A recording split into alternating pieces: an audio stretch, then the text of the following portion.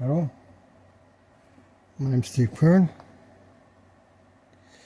and I'm continuing with my Dungeons and Dragons RPG Red Book Rules 1980 campaign.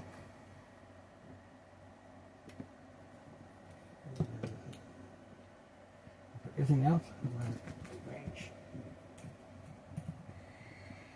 Okay, so let's take a look at what I've got so far.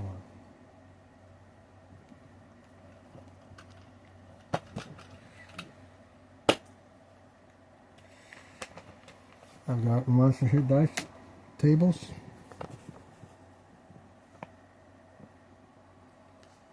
-1 basic, -1 expert, hit dice 1 basic, hit dice 1 expert, hit dice 1 plus basic, hit dice 1 plus expert. I only have these listed because for my first adventure session is going to be a level 1 character, so those are the main monsters that I'm working with. Want to work with.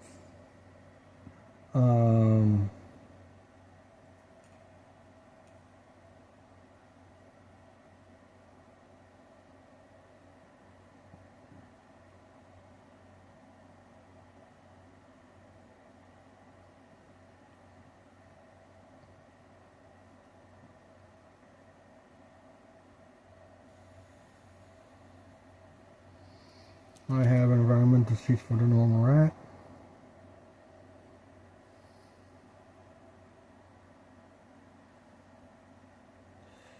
I have a normal bat, normal rat. Wait, do I have? Yeah, I should have. I'm getting ahead of myself.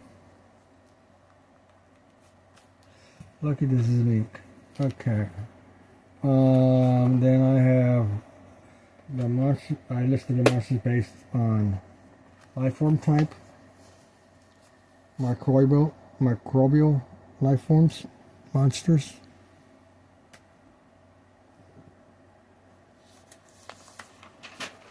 I have worms and crawlers.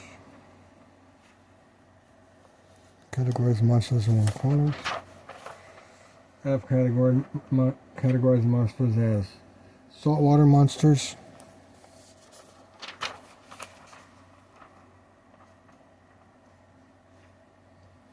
I have categorized monsters as freshwater monsters,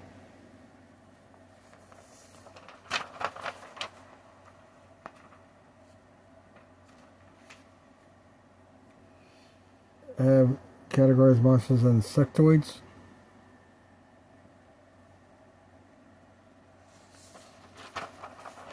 I need to modify that chart.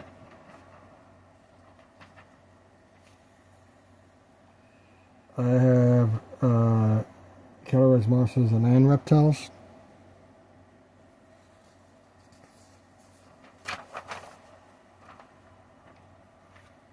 I have categorized monsters as land mammals.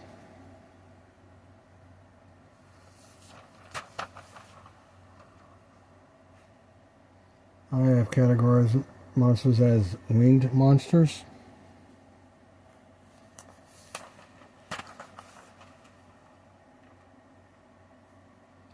I have categorized monsters as humanoid, as being humanoids.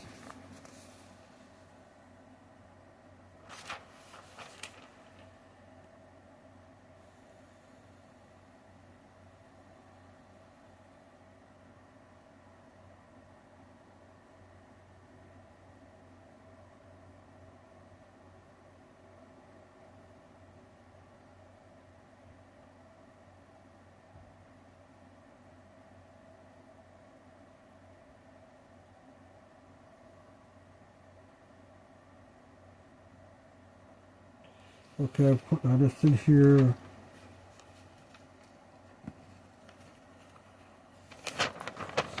Rare Rat Lincoln's ropes.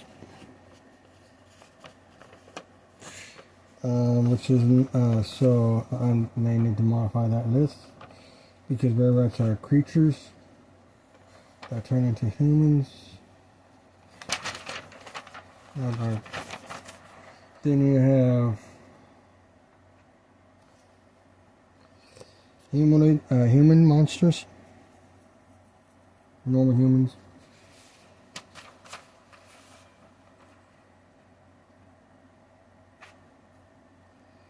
Then you have undead monsters. And then there are magical monsters.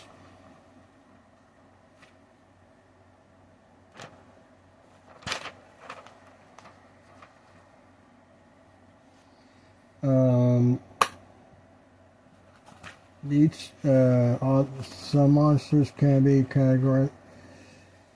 If you want to get really specific, some monsters within these two rule books can be categorized and have multiple categorizations within this lifeform categorization I've set up. But what I've done is decide that each monster is going to be listed once, and I selected what is the primary classification for that monster. For example, killer bees are insects and are winged creatures.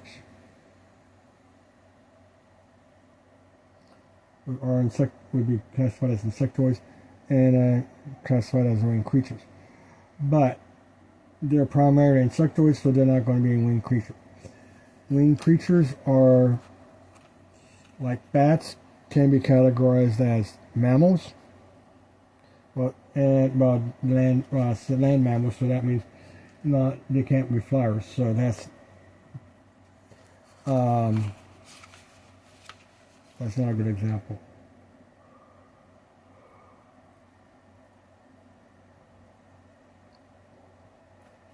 Let's see here.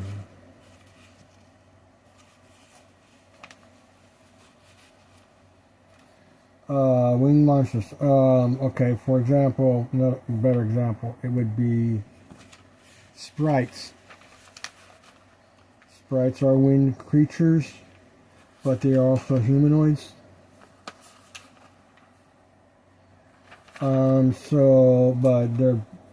I chose humanoids for the sprites.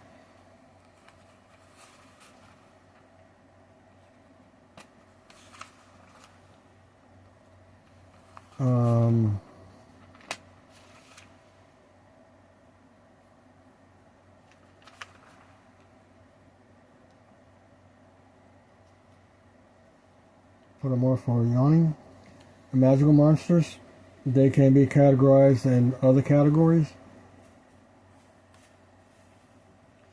But the main thing about magical monsters is that they have to be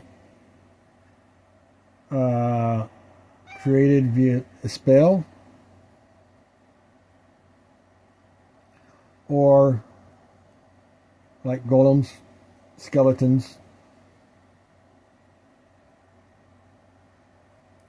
or they have to be not the primary material plane, which is where the main game world exists in. So you have shadows and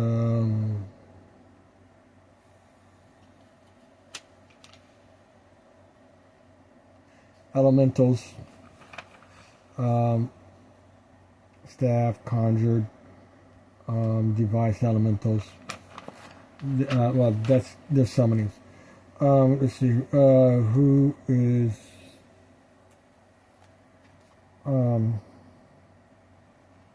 shadows would be, and they're not jinns would be another example of so.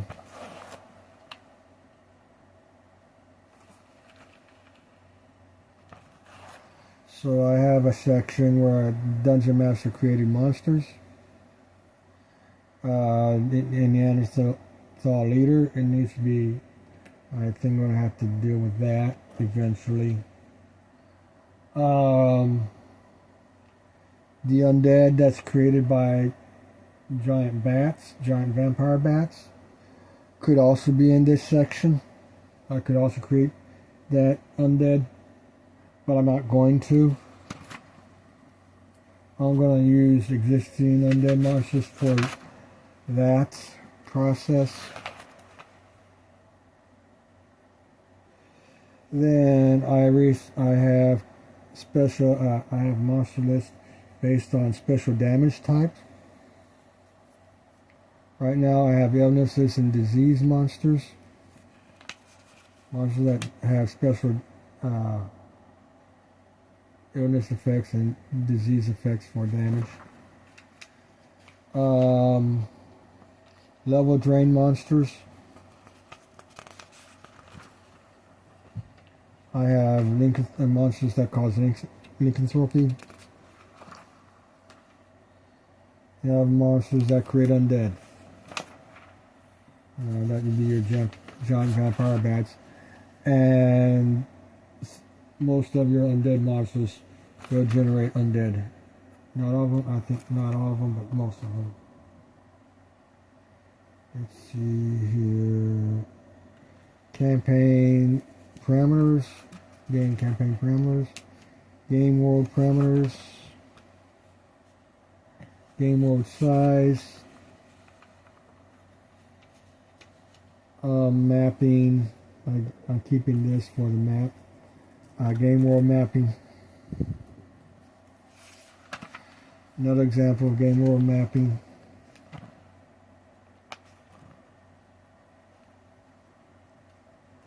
So we have environmental systems based on each monster type, based on each individual monster. Right now I have normal bats.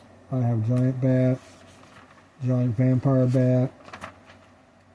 Rare rat lycanthrope needs to be filled out.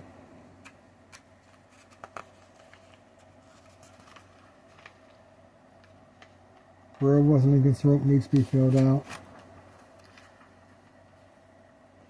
Normal rat needs to be filled out. Giant rat needs to be filled out. Normal wolf needs to be filled out. Dire wolf needs to be filled out. Then we have a vampire. So, right now this is a vampire focused storyline. These are all. So if I fill these out, the vampire thing will be sort of resolved. Let's see here. I got an orc tribe leadership.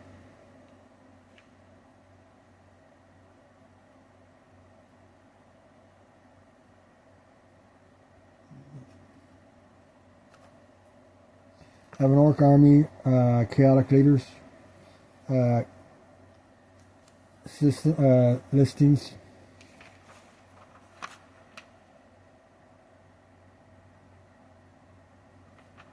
So you got then you have the how the orcs would be, who would they recognize as a leader, who would they won't recognize as a leader, based on the, if you're a group, part of orc group, or you're a member of an orc tribe. So you have the orc group. So based on that, I have established what level of monsters you need to be to command an orc group, or to command an army that's led by an orc chieftain. So then here's the leader, the group leaders, orc group leadership options. And here is the orc tribe leadership options.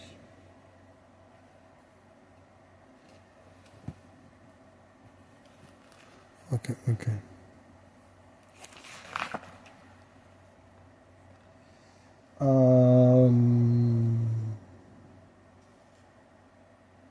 Monster settings.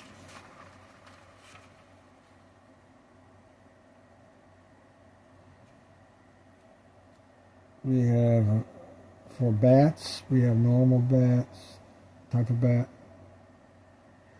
Oh, okay.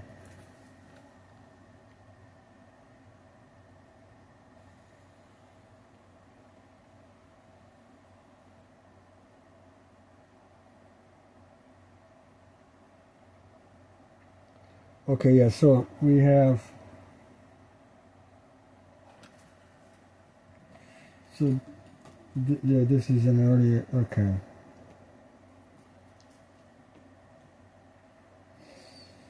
This is what I'm going to do a better example of.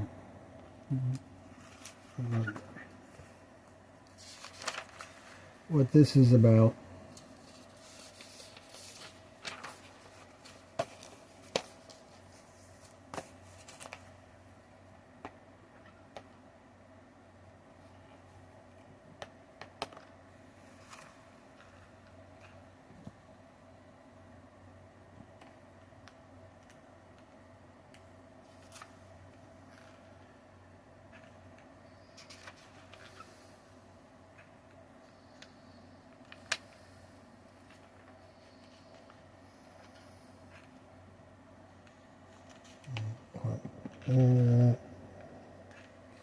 What the hell?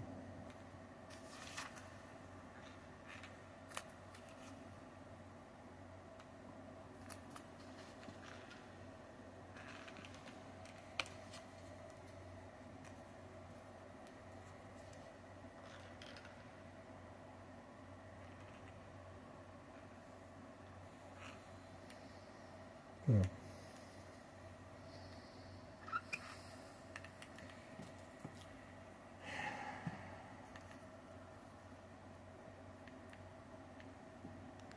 Dungeons.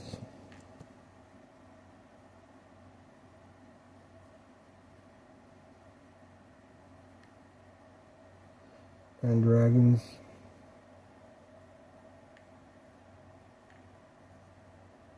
RPG.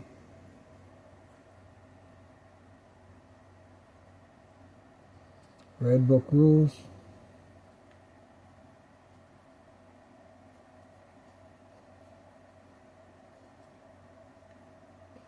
Copyright 1980.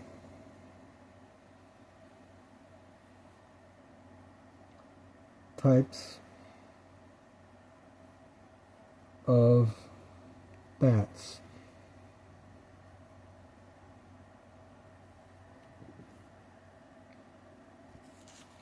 So within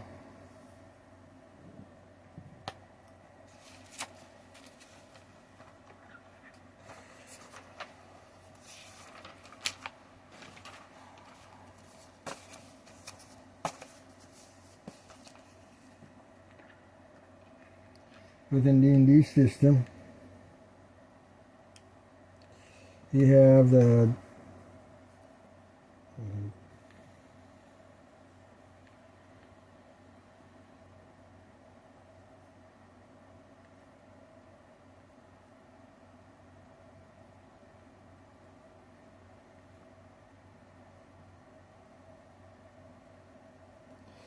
within the Dungeons and Dragons RPG system, you have a normal bat,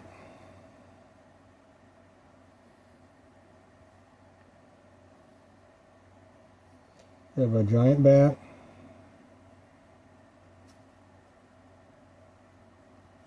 and you have a giant vampire bat.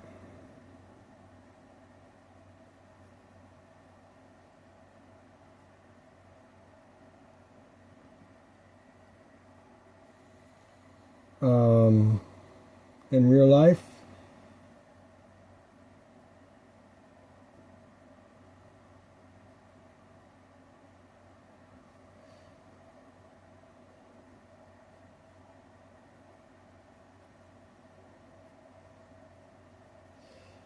you have small bats,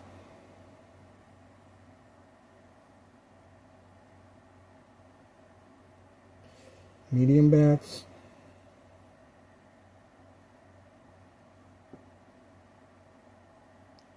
and giant bats.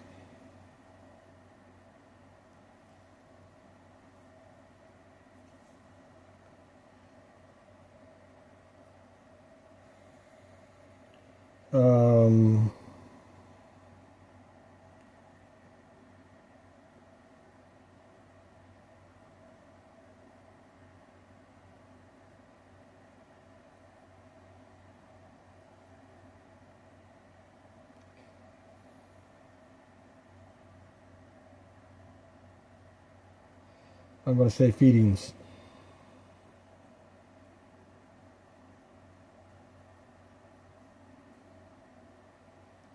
In real life feeding, you have insectivores, not insectivores, insectivores.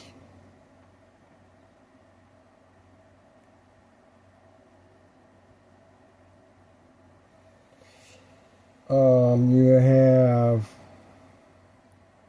fruit bats.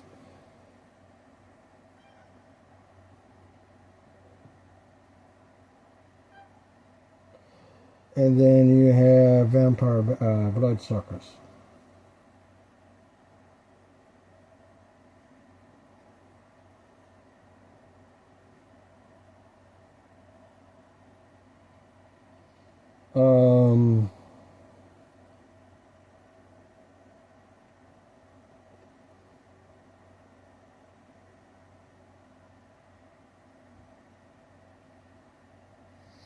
Now let's say within the,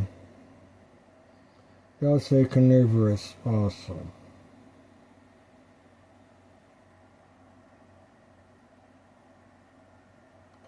Because some bats do eat birds, for example.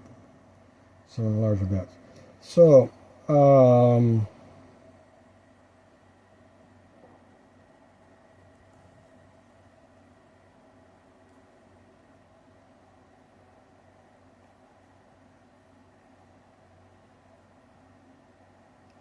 sizes and feedings.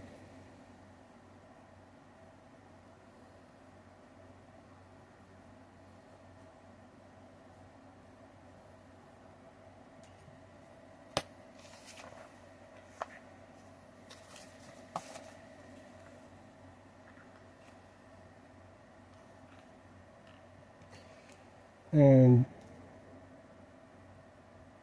D&D, you have basically two different sizes: normal bat size and giant bat size. So,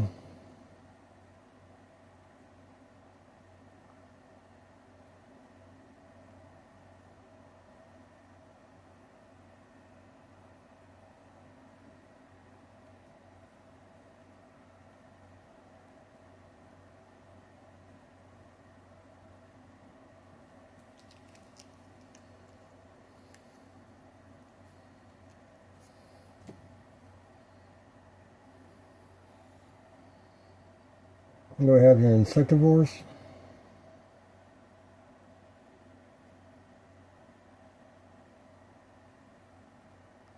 You have your fruit bats. Then you have your bloodsuckers.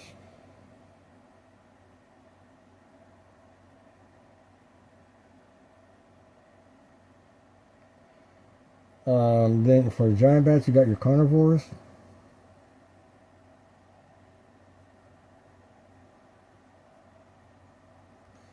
Which would include insects, they'll eat beans, but the insectivores will not eat, will not reverse that. So, insectivores can be considered meat eaters, but they're a specific kind of meat. Then you got your giant fruit bats,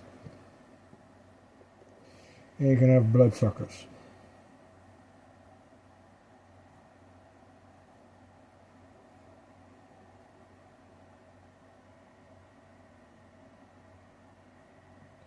Okay, this.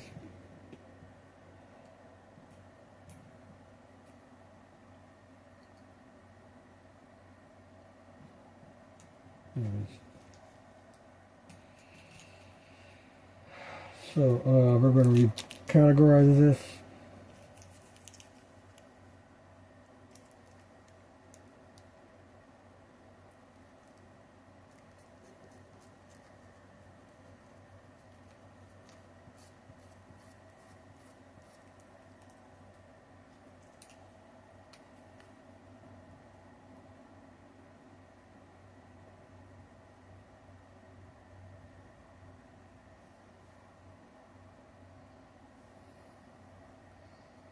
D&D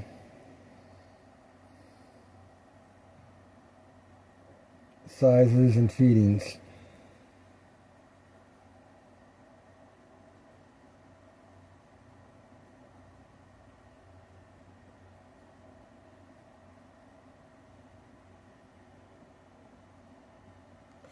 So numerous and so that's what this data sheet is actually about. And this is better organized. And this is before I did this sheet, this is what I had in my head. But when I actually went down to create the data sheet, I came up with this format.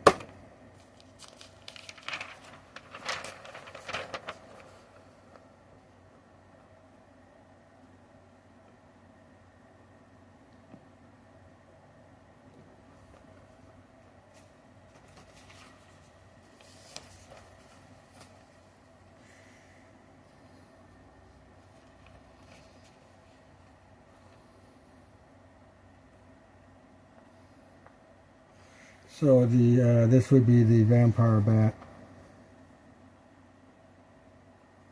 Okay, so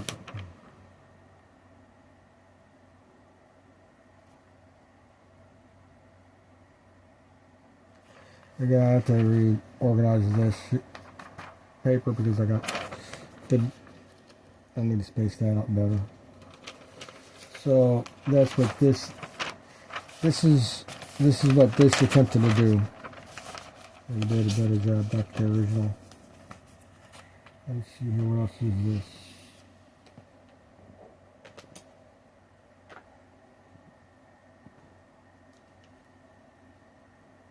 Vampire settings.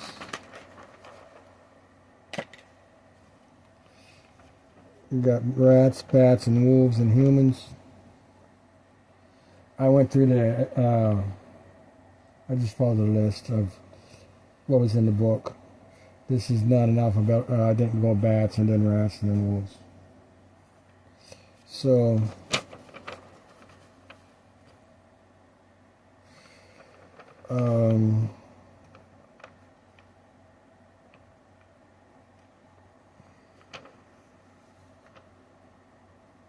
this needs to be revised because the asterisk is supposed to be out here, not inside the thing. So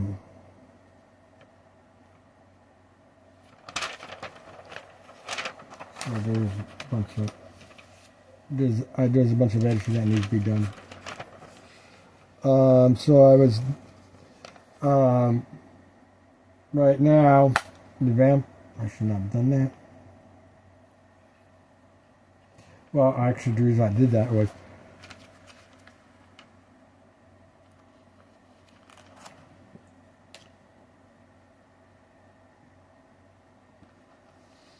at this time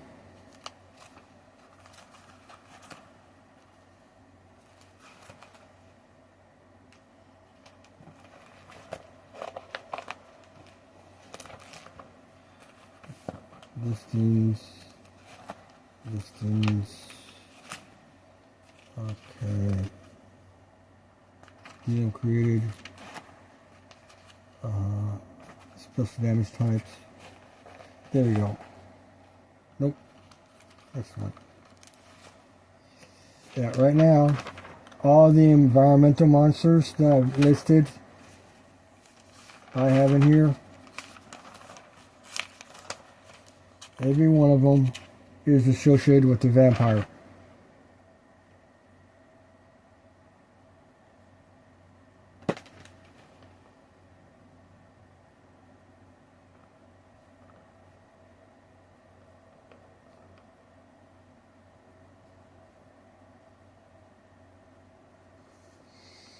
Yeah, I need to modify this list because the werewolf should be up here by the rear wrap.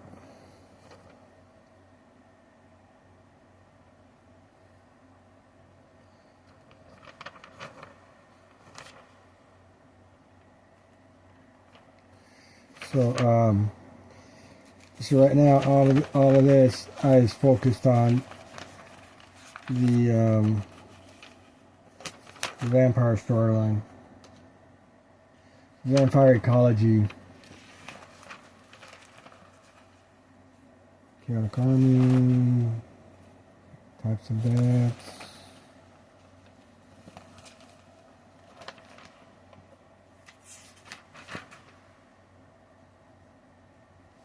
Save it so that goes in here.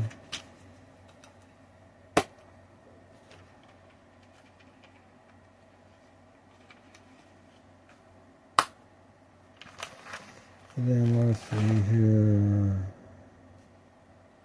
Okay, these are encounter tables. Hit dice under one monsters. I just make sure I just made a list of the monsters on these two. And I just went down the list and then I counted them out and then did the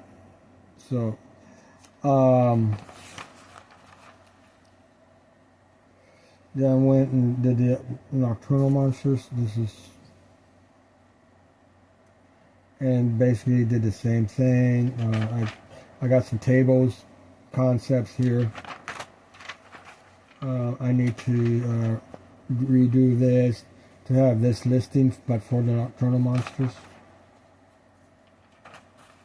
Let's see here. Game system mechanics. Okay, so these are rulings. Game that I'm adding to the game system. For clarification of game system mechanics. I got giant vampire bats. I got lycanthropy mechanics, rat disease mechanics, vampire mechanics.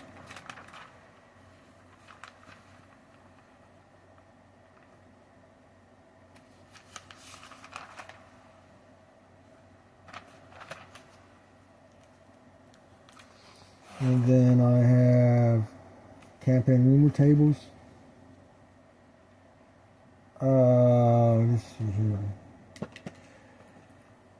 I have local villagers misidentify a local vampire as being a rare rat, lycanthrope. A rare bat, correction, lycanthrope. Local villagers mistaken local vampire as being a werewolf, lycanthrope. Okay, that was a new one. That's okay. Because they can a vampire can transform into a bat, and it can transform into a wolf. And so, wolves, lycanthropes can transform to, or humans that can transform to animals. And so, humans would see, oh, he's a lycanthrope, and not a vampire. So you can that would so we're dealing with an undead creature. No, we're dealing the people would come in. The residents would say, he has this lycanthropy disease. But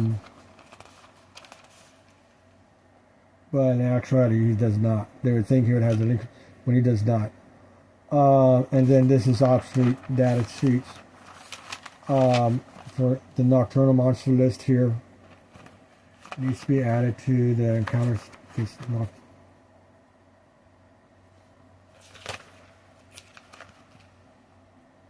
To this nocturnal. So I need to make this list, then go down and do these tables, which means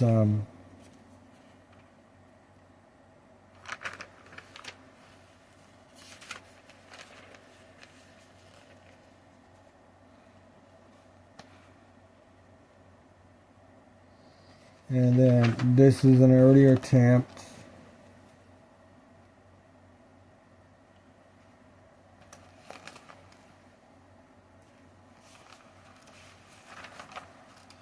I had a list of monsters. And I went just put details on them for that. Basically, this is an earlier version of the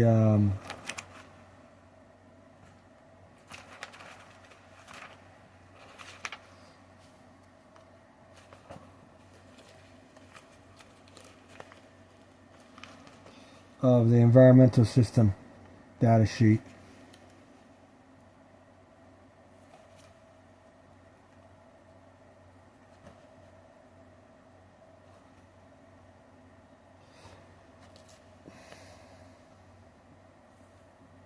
Actually, this is actually an earlier system of the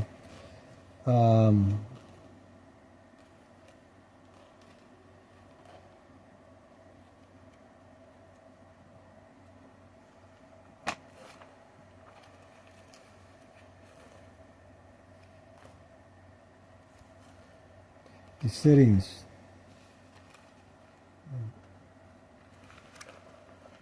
Monster settings.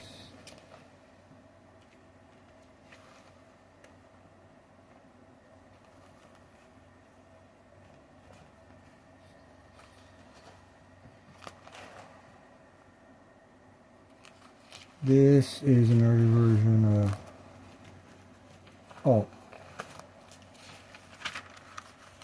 this stuff here. That's the reason I couldn't find it.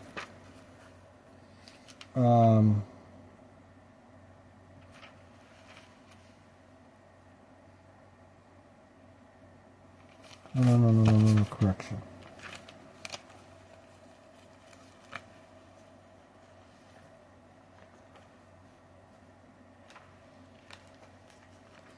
This information here, this monster list, is an early version of this. Vampire monster settings.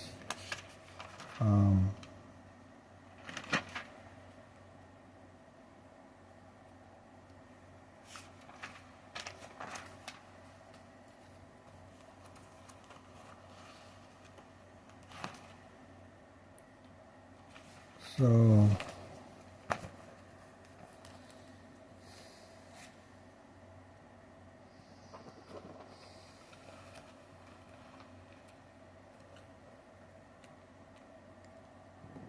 that's what I got done so far. We're at 38 minutes.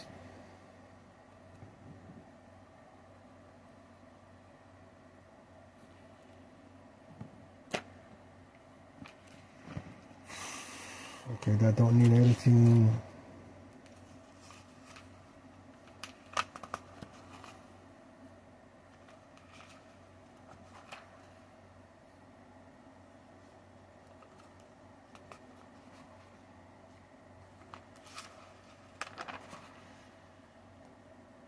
This needs editing.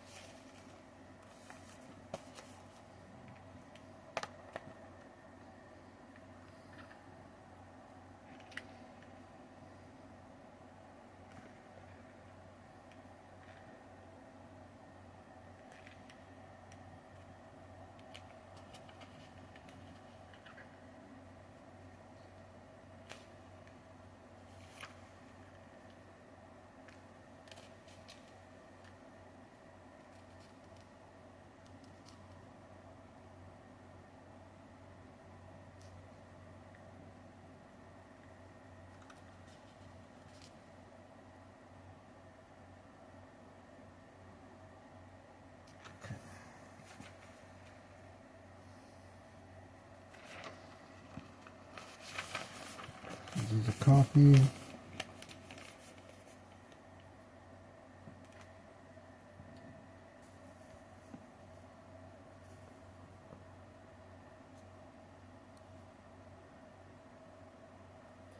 Dungeons and Dragons, well, Dungeons.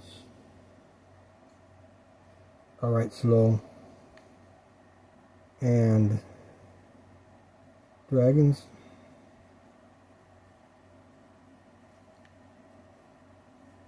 RPG.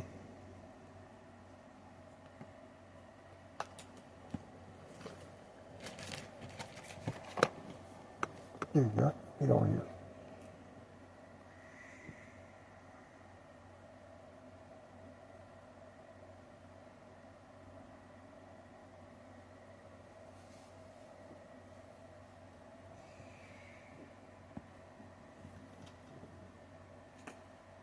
Red Book Rules.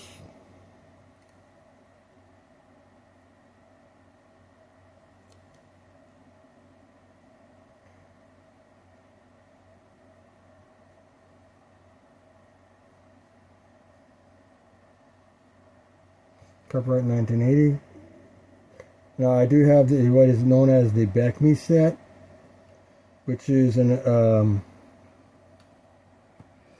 these are the 1981 printings editions of the revision. These are 1981 printings of the 1980 basic rules version, and then Beckme is a revised version of that 1981 publication.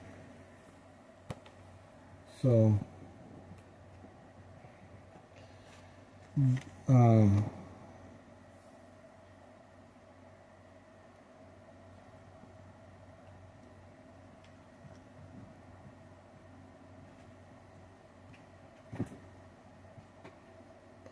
Insectoid monsters.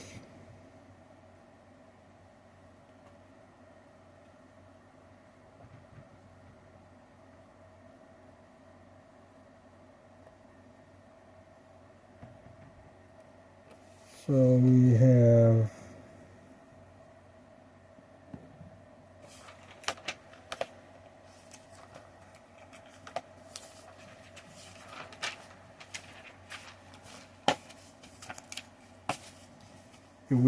if I just keep it like this, I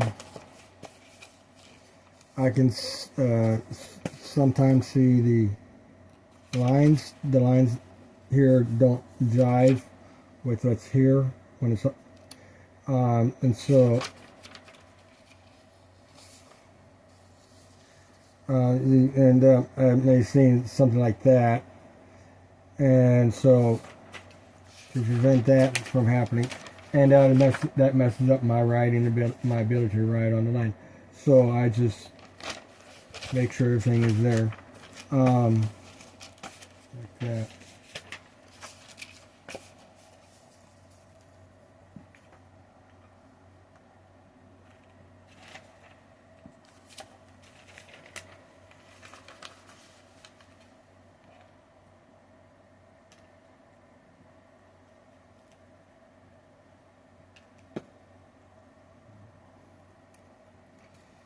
So, basic,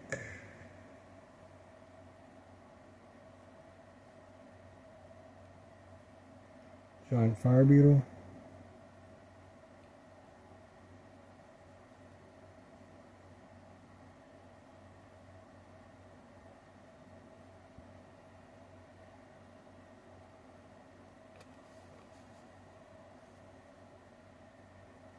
basic, giant oil beetle,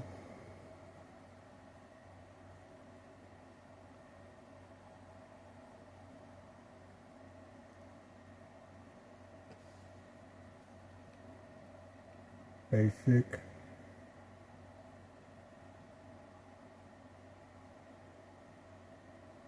giant tiger beetle,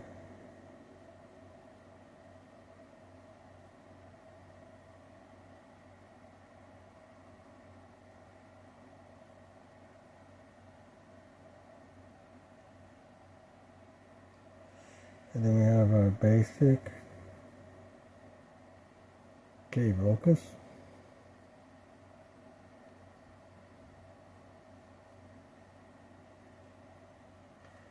Carnivorous period. You can do a lot of D&D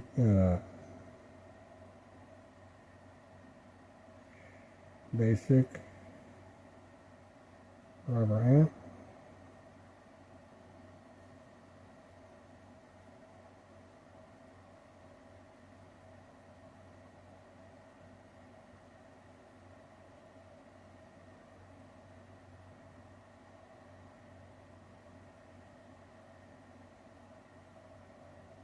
Basic insect swarm. I thought the insect swarm would be the expert rules. But you have, they come in flavors. You got ground pounders, you got flyers, and you got flyers, and you got combos.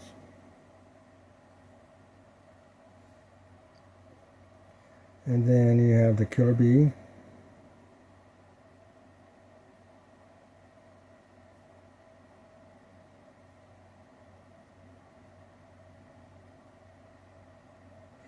You have the robber fly.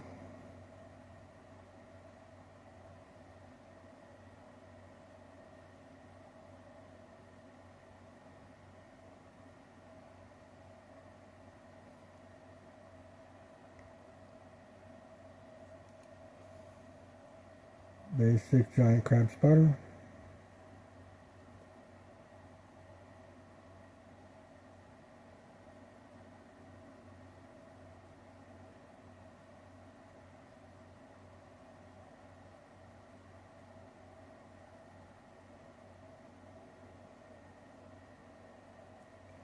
Basic giant black widow spider.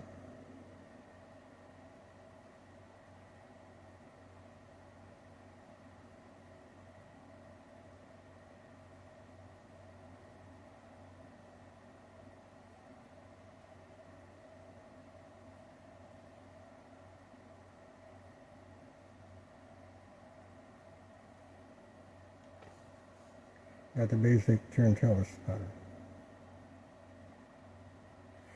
Now, with the AD&D, the Ancient Earth campaign is a parallel game world to my Dungeons and Dragons Quinn World campaign. They're parallel universes. This is basically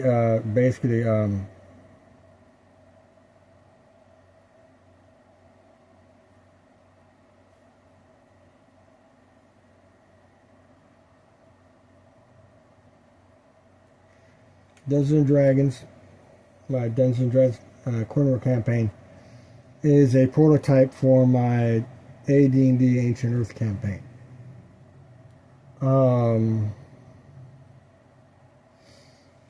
This is a more basic system, so the easier monster classifications are kind of easier. Hit dice tables, life form categorization, the alignment. I listed monsters by alignment also.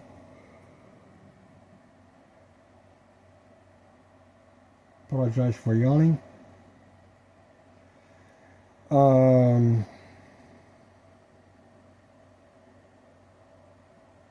Those are the three main alignment, hit dice, life form type. Those are three main categories. And then environmental types. Go through, but then listing the monsters based on the environments that they're in.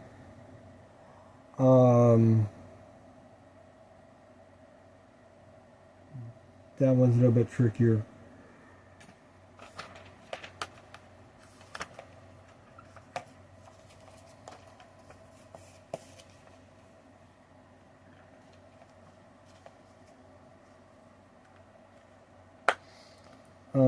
So Then with AD&D, that was both with D&D and AD&D. The thing with AD&D, you have you got chaotic, you got lawful, neutral, chaotic, and then you have good, evil, neutral also. So you have 3 categories and 3 categories. With Dungeons and Dragons, you only have chaotic, lawful, and neutral. So you don't have that. You don't have 9 different alignment categories. The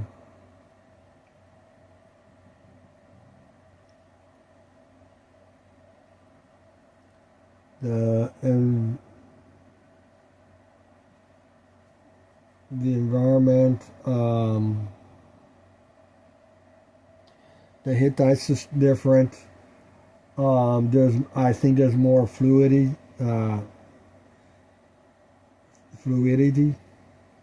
more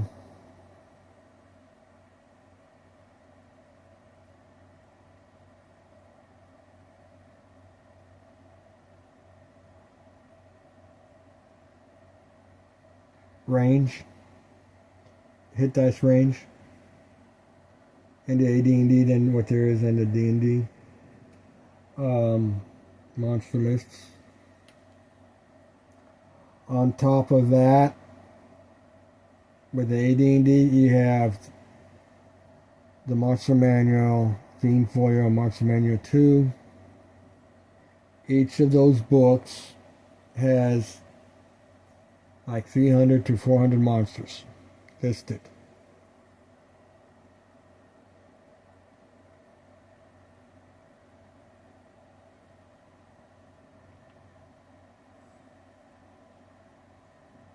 Within these 2 books, there's about 75 monsters in each of these listed. There's about 75 monsters here, about 75 monsters here. Approximately. I did an estimated guess on that.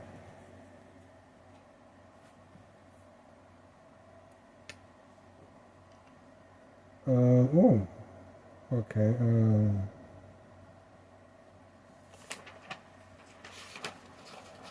So there are only 2 monsters in the X for it. So you have the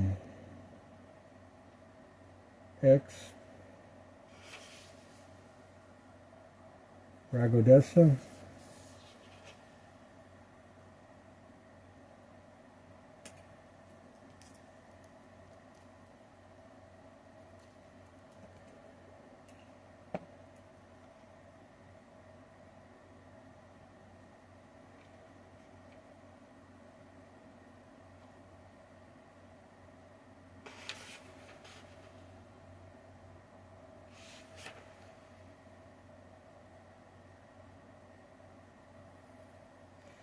Then you have the X Giant Scorpion.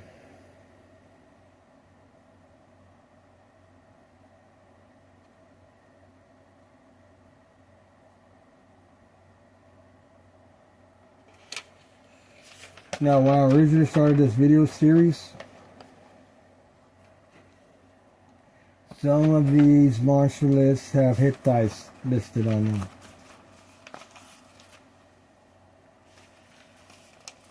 But as time went by, I stopped doing the hit dice. And then I revised the project. The project went through a major revision. And okay, I'm keeping this one. And this one will go bye-bye.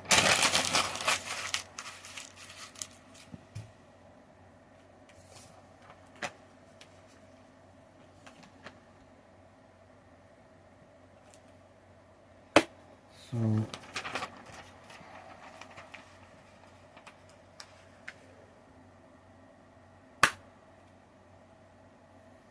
that does not need to change.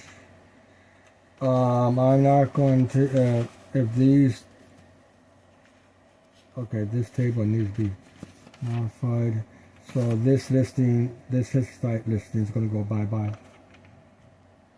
Do I need to do it in here?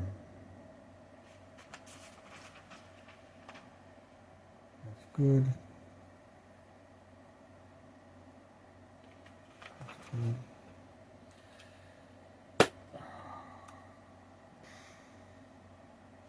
Yeah, the rare rat has to be a humanoid because it transforms into humans. So I'm gonna do that.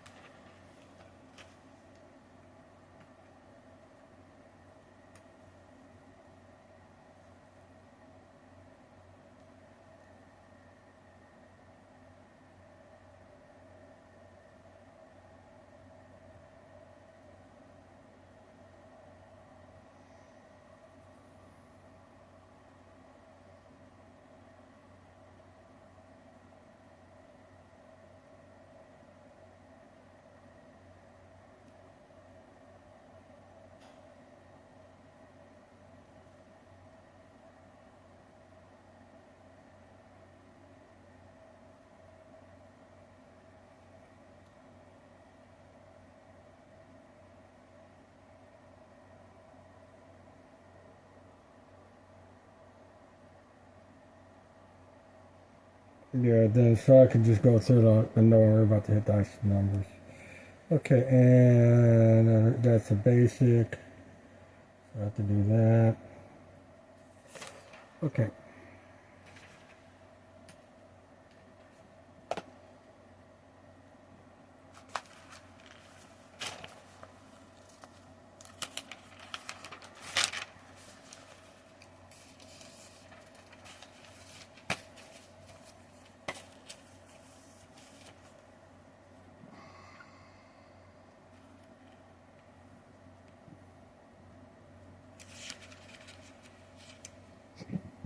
One more.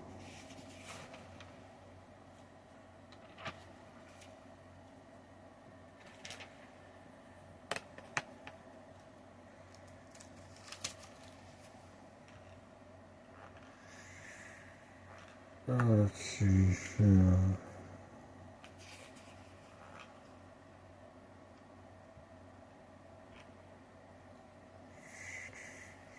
Oops, one too many.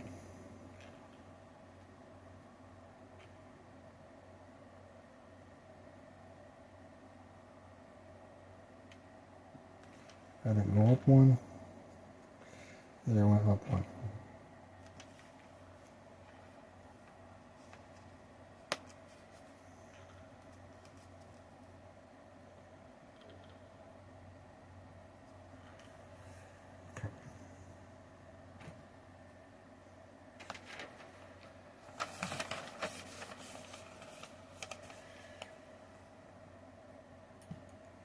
Back side.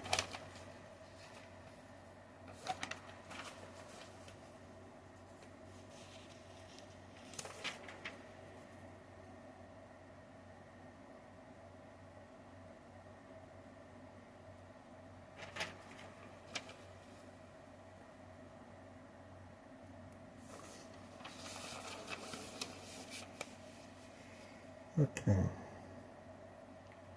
Dungeon reading.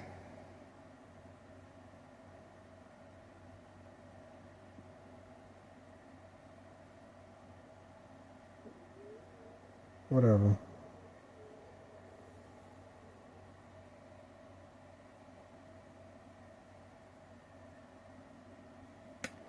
Can you see what's going on down here? No, I cannot.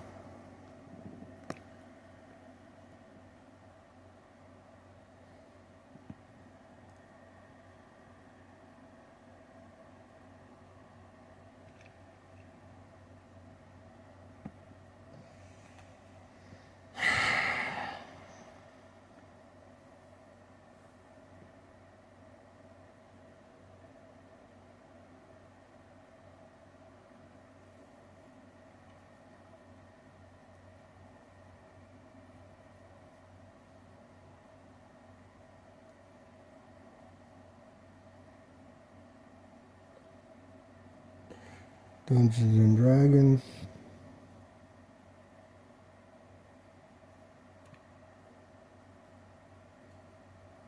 RPG.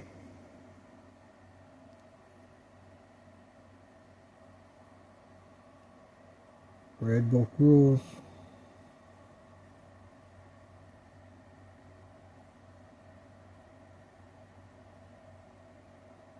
Copyright 1980.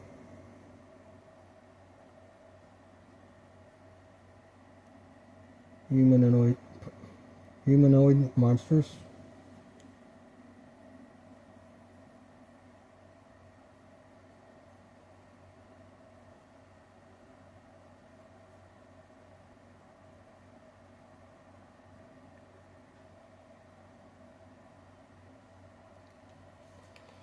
So basic.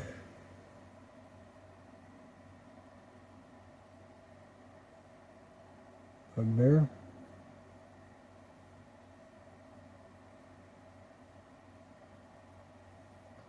This is actually going to go bye-bye.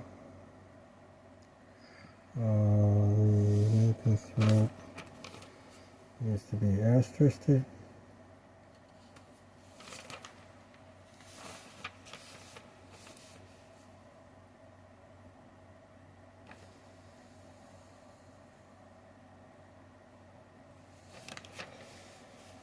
Okay.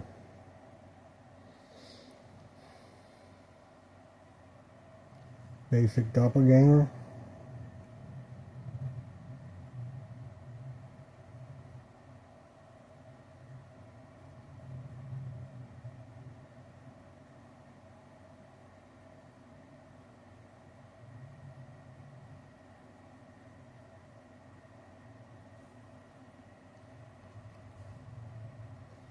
Basic dwarf.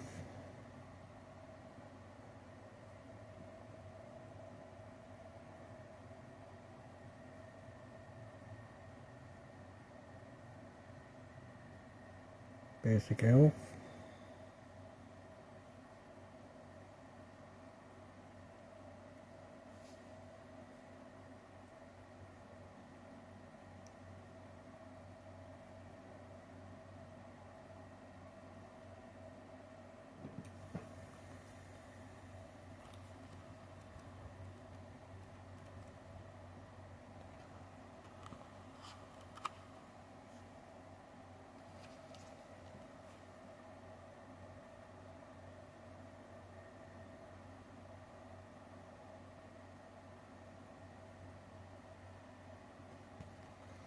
No.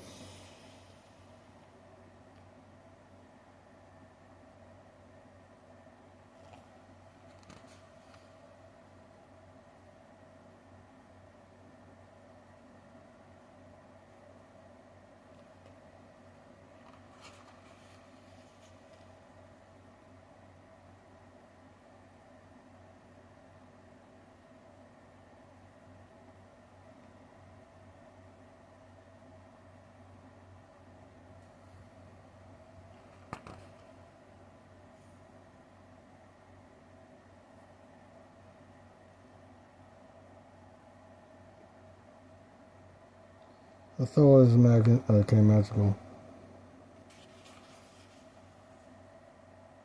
Progress on natural. Okay.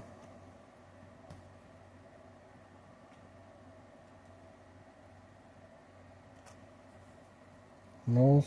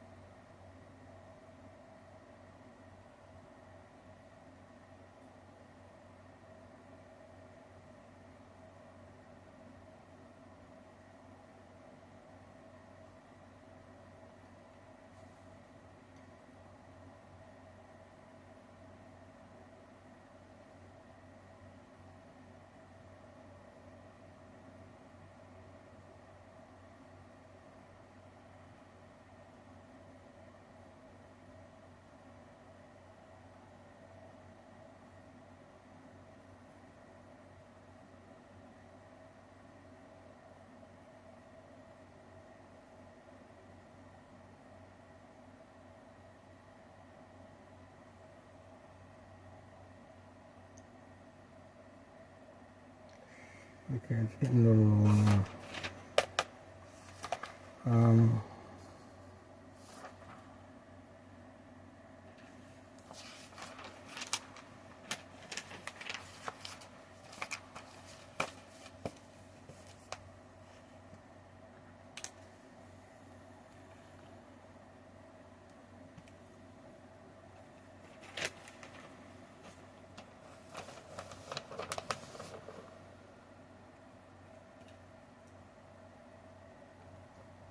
Kobold.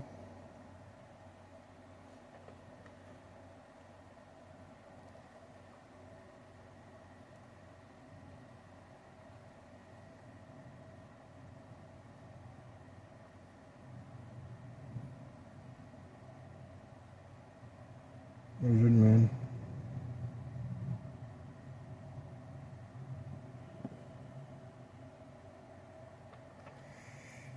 And then we have the Rat Lycanthrope.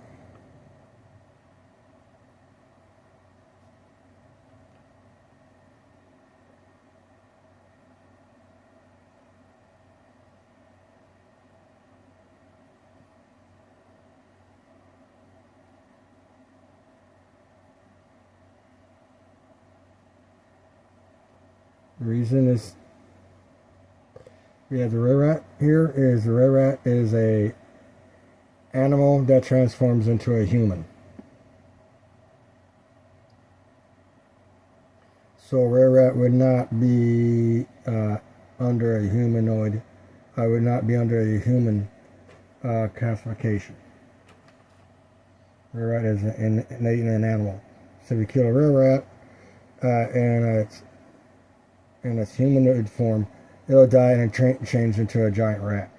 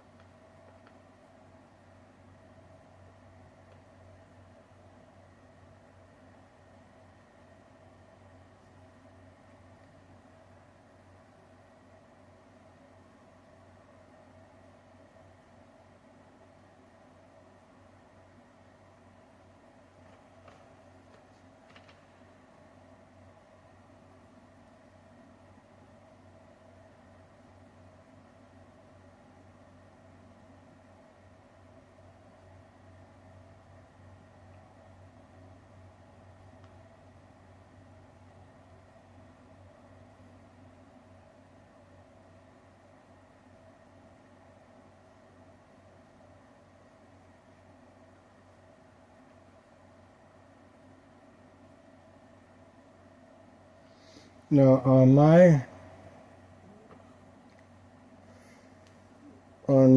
monster list, the basic rules NPC party is NPC party, and the expert rules NPC party is NPC party. But within these two publications, the basic rules NPC party is known as NPC party, and the expert uses the term NPC parties.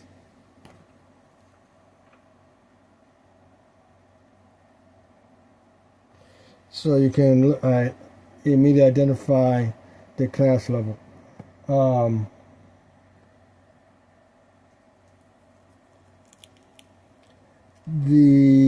Because of the way this campaign is, this campaign setting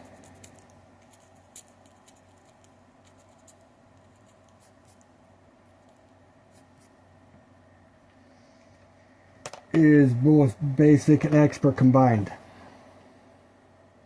So the expert rules, so you got, it goes from level 1 to level 9. And so they are combined together. All the monsters are coexist at the same time. You do not start out with like basic rules, and then you create a dungeon ventures with basic monsters. Then all the characters are now level 4. Now you're playing with expert rules. So now you have your monsters. You're dealing with expert rules monsters. That's not how this campaign is going. You have a campaign world where basic monsters and expert monsters commingle with each other within the game world, and so there is no level 1 monsters here. Okay, 1 HP monsters exist in this zone. Half die monsters exist in this zone. 1D monsters exist in this zone. 1 plus monsters exist in this zone. 2 monsters here. 2 plus, 3 plus, 4, all the way up to level 36. That's not how I'm doing the campaign world setting.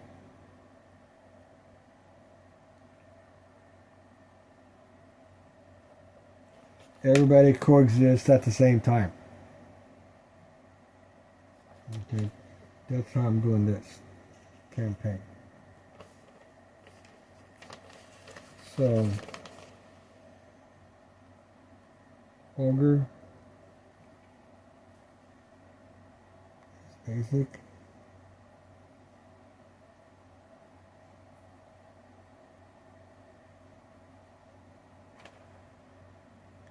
Orc.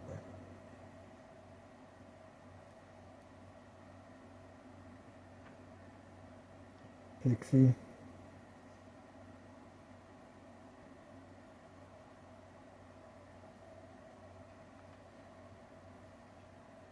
Sprite.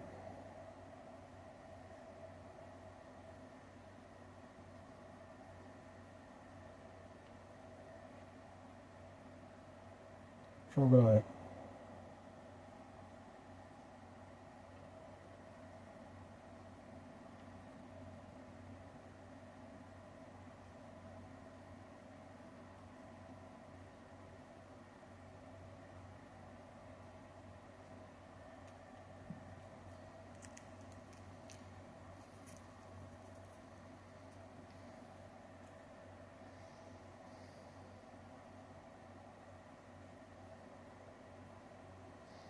Now,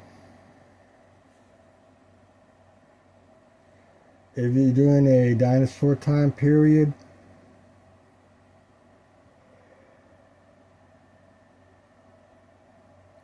Poromorpho yawning, lizardmen and troglodytes may, you can say that the dinosaurs evolved, the lizardmen, and the troglodytes evolved during the age of the dinosaurs. So they're the intelligent life forms during the age of the dinosaurs. 1, 2, 3, 4.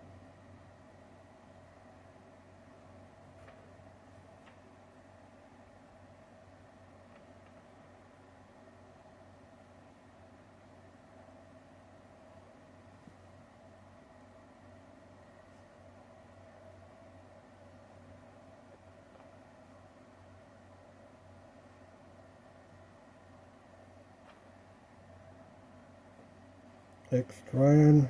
Can you see what I'm doing down here? Yeah.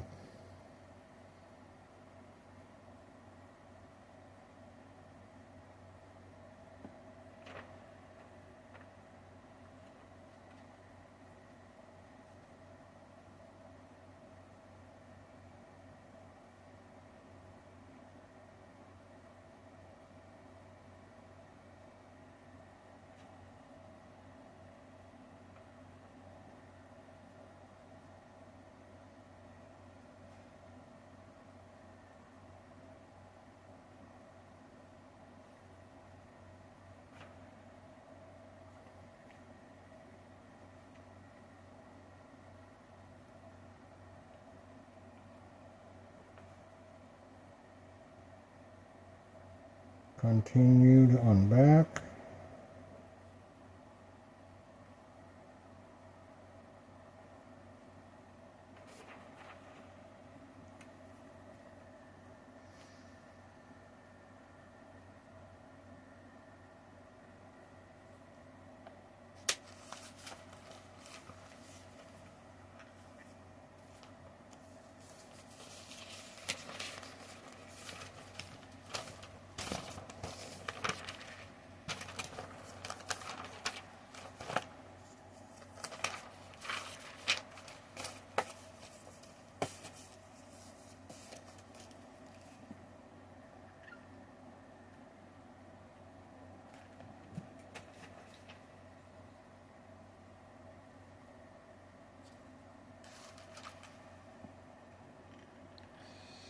So let's see.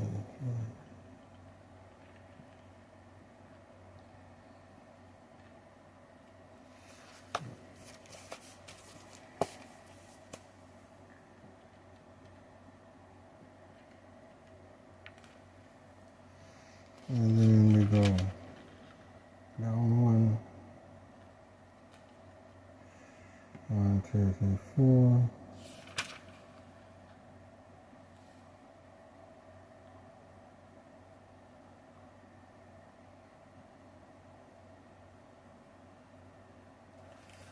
Okay. There you go.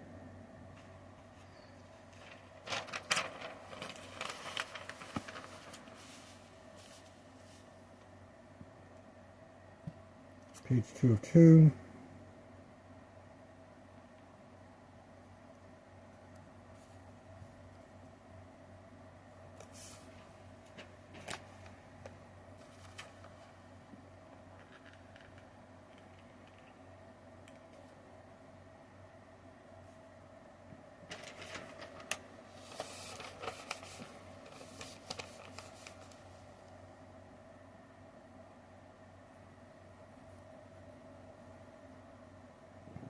Dungeons and Dragons.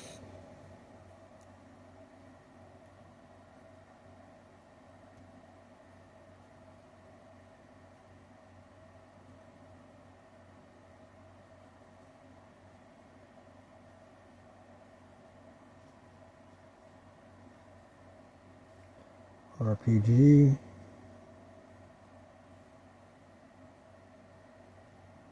Red Book rules.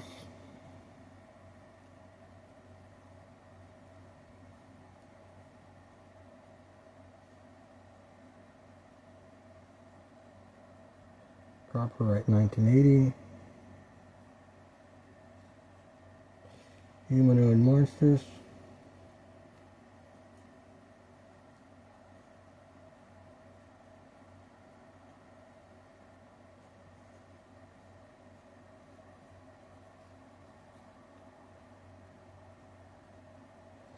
Again, the rare rats and lycanthropes could be categorized as land mammals.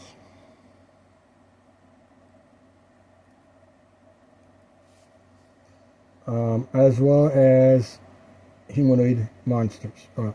Land mammals, monsters, and humanoid monsters. But their primary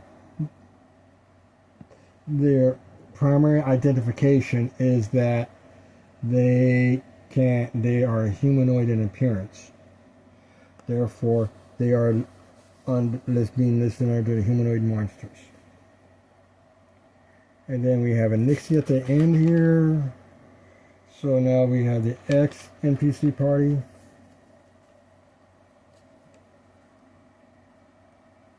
Wrong place. There we go.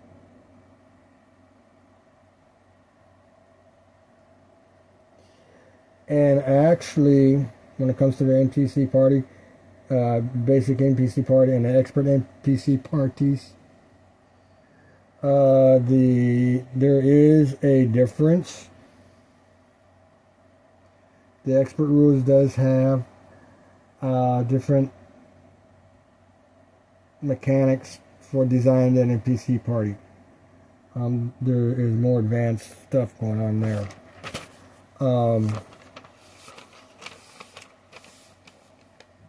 Then you have the troll. And that's it for the humanoids. Now this campaign is also a prototype for the Beckme campaign.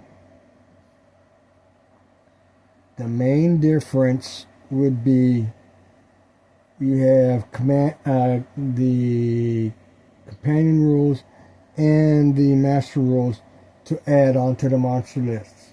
So instead of just stopping at X, you go companions, and just so you now have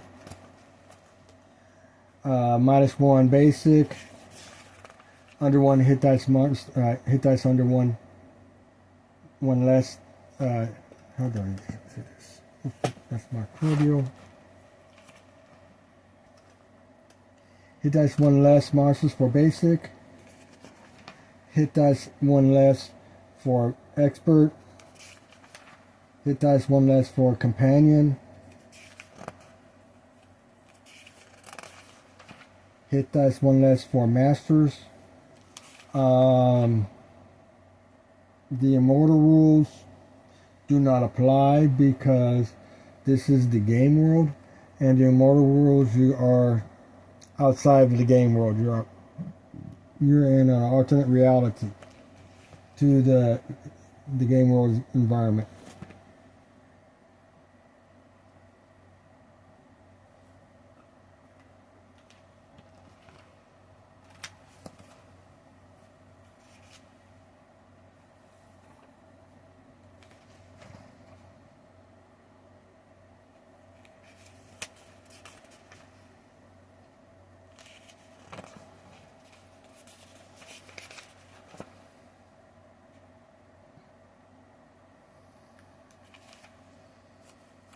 So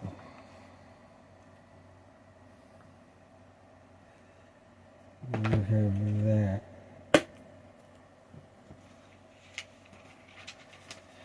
And then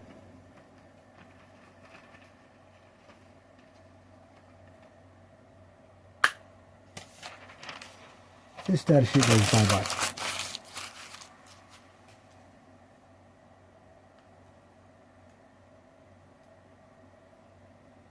Nothing there. Nothing there.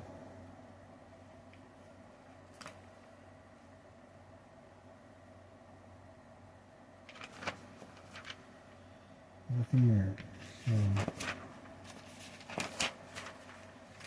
So 2.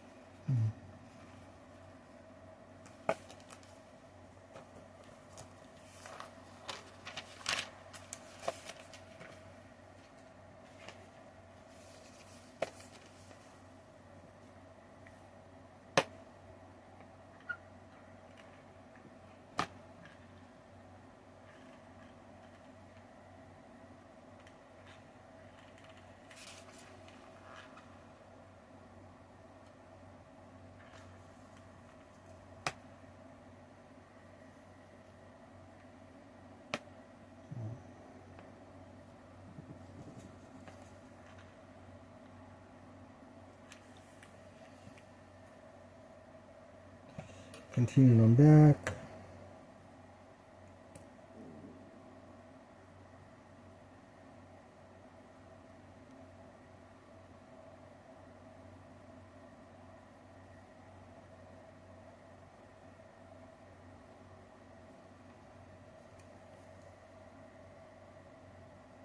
One or two.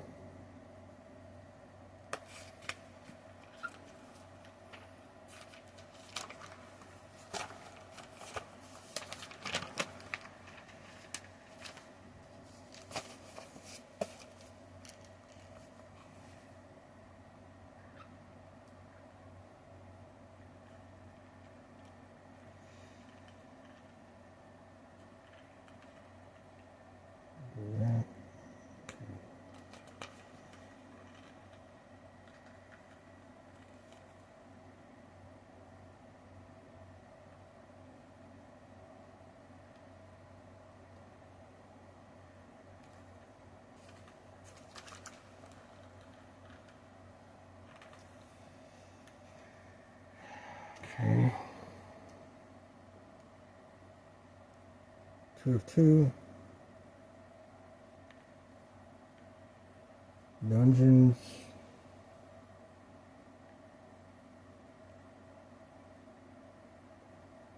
And dragons.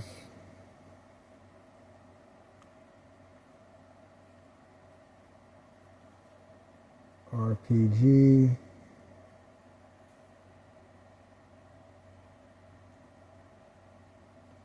Red Book Rules.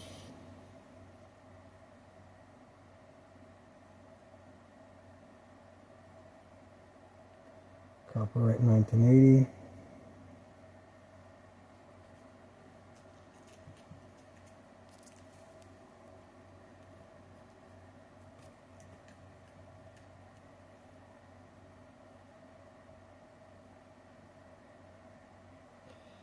Land mammals, monsters.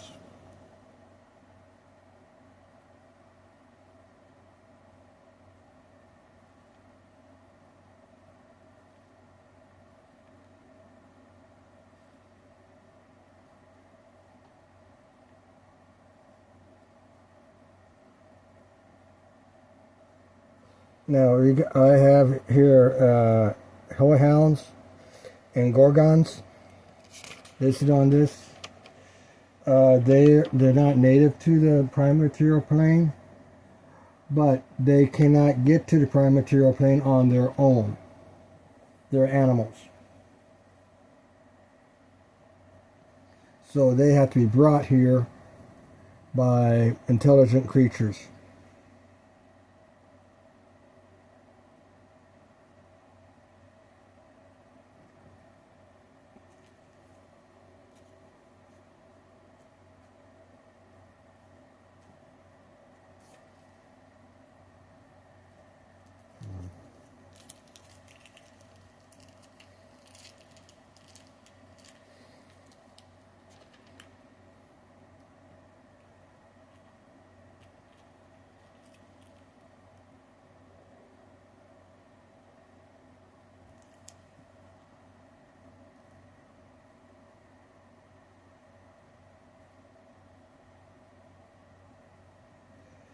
Okay, and let's take care of that.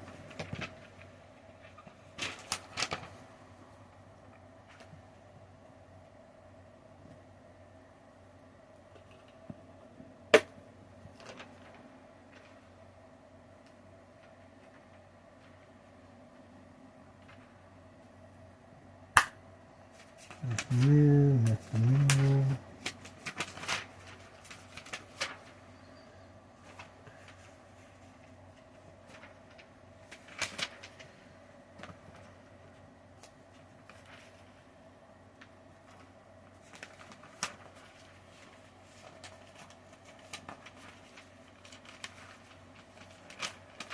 And these are inks. Okay. So that's done.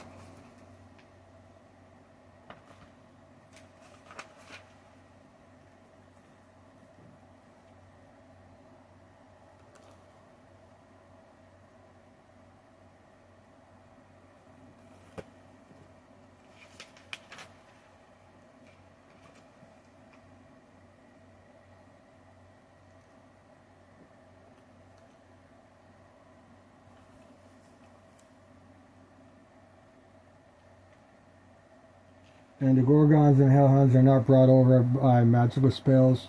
They're not, there's not a summon Gorgon, a Dimora, or summon Hellhound. So they're not brought here by the summoning process. So that's how they're not listed as magical.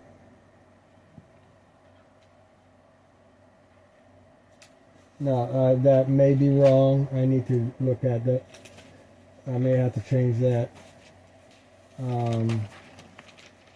But at this time, that's how I got this thing set up.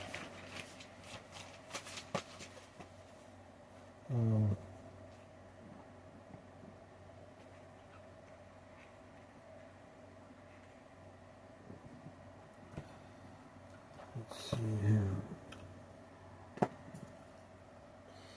Notice I'm not going to mess with that yet. I'm just going to do corrections. And that'll be it for the video series once I'm done with my editing. And we are at 1 hour and 31 minutes.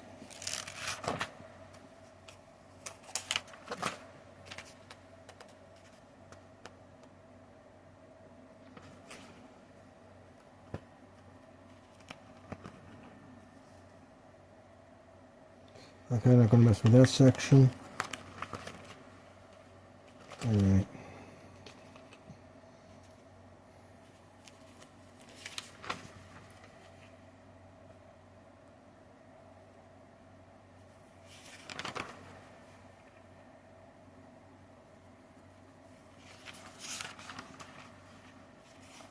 That section doesn't need to be messed with.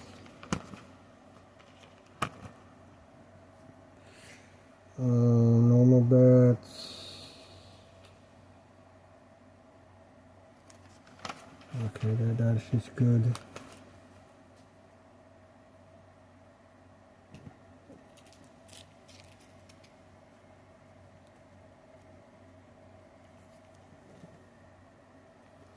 Oh.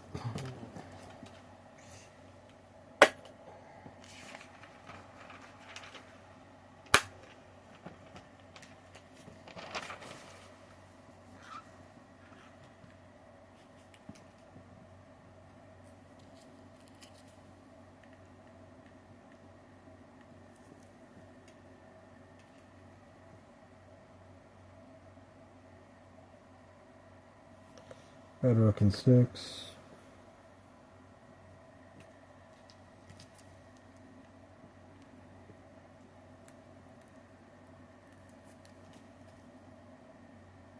Better look at the nail. Oh wow. My handwriting is bad on this one.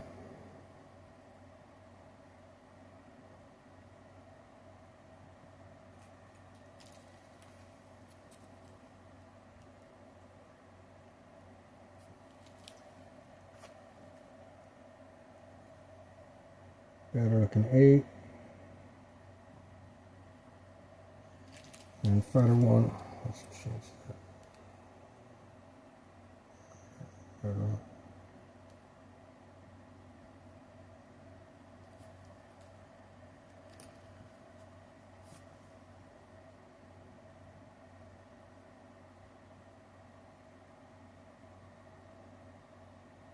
Yeah, it looks better.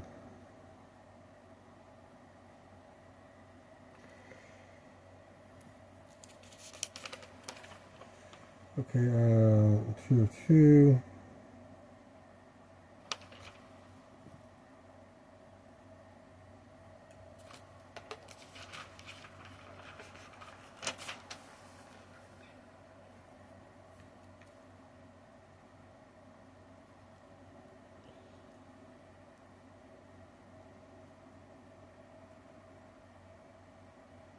Okay.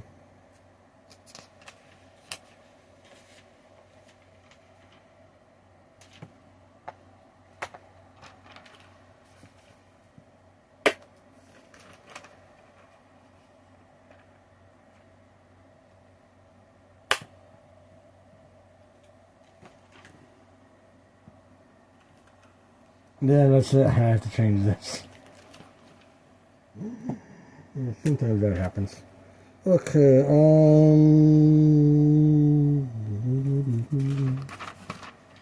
yep. I'm gonna take that out.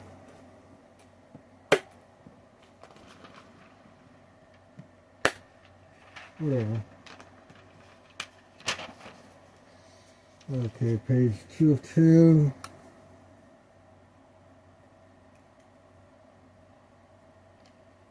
That's 1 of 2. And then this is 2 of 2.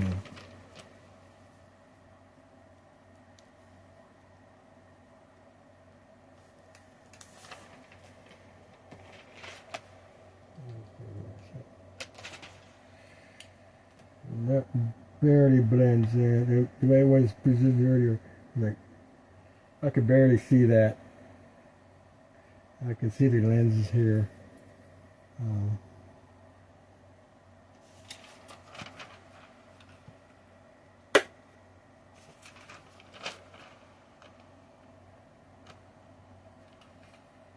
I got fast eyes. Let's see here. What else? Okay, let's get rid of this asterisk BS and go with the dot.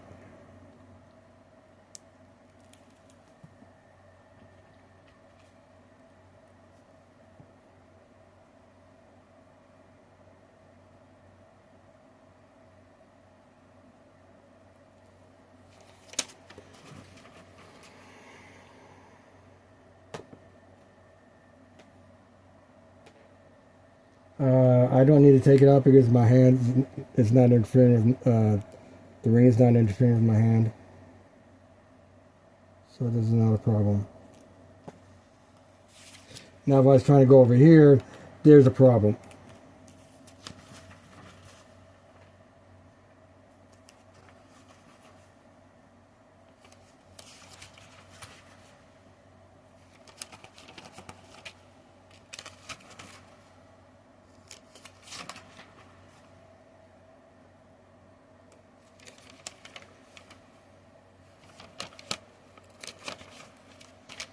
Okay, so let's go through here, make sure everybody has dots instead of asterisks.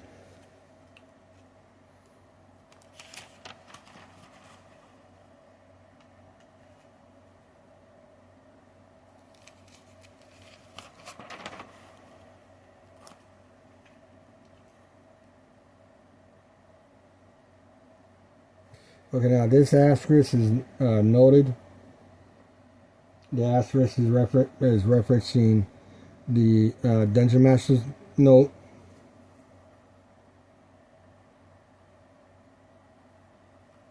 So that's not okay.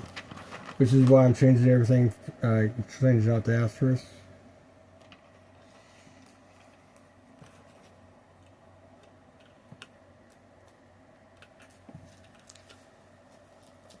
I need to take that out.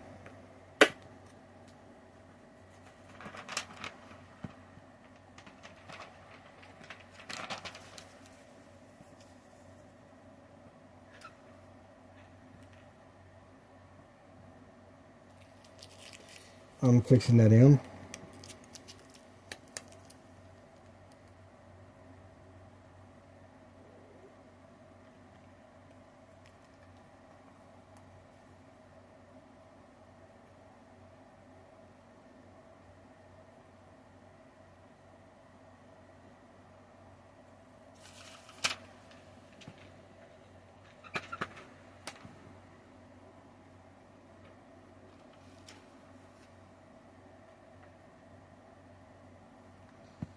And no more asterisks.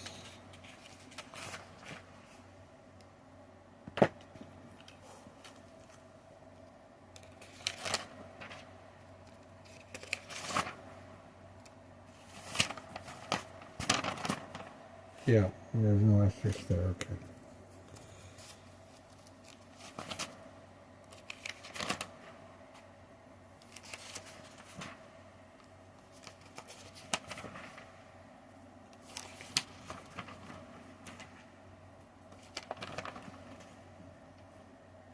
Oh, this data sheet needs to be redid. Yeah, okay, well this is a...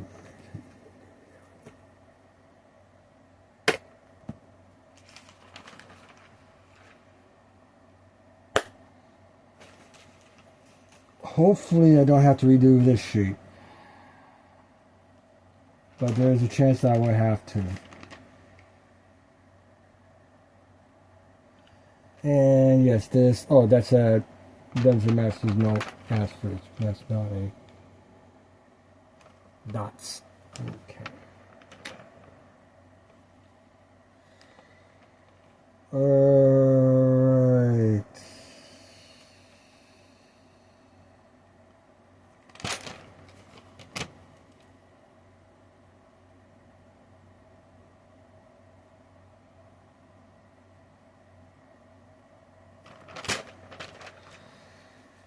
Okay. Time is 1 hour and 41 minutes.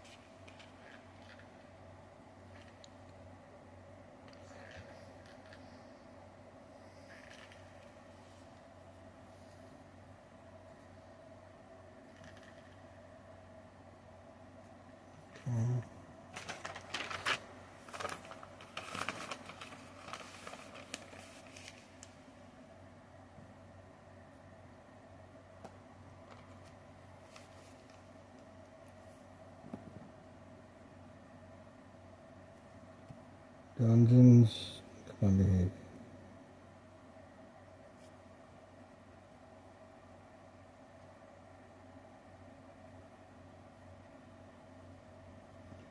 And Dragons.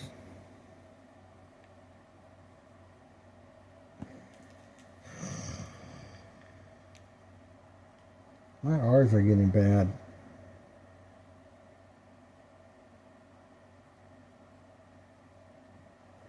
Really? Gotta redo the R again. Come on. Dragons.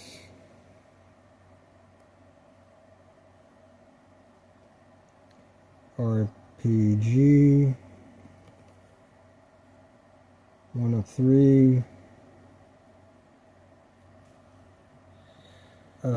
This data sheet, the third page, is not going to, if I have to transfer the data,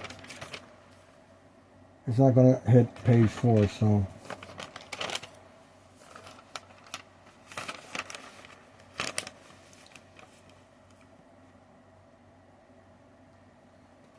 Let's see here. Red book rules. Come on, behave.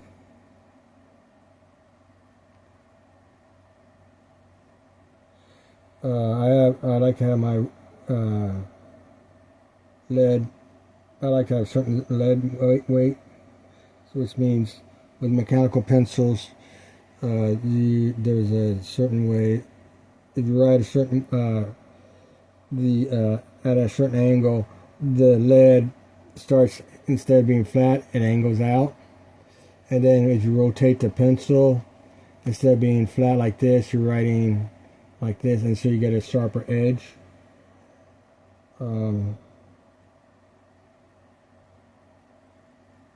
Rules.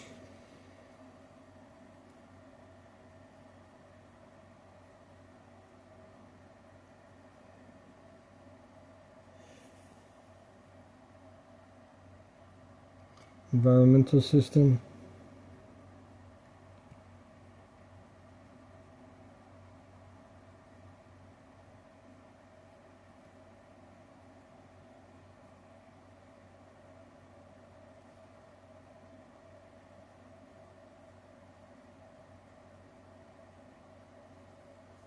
Vampire with a dot instead of an asterisk. Dot to replace the asterisk. Okay, yeah, this is armor class 2.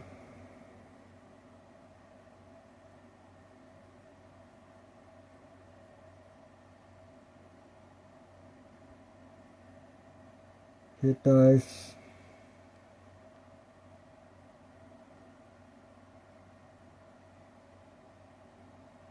Seven dot dot to 9 dot dot.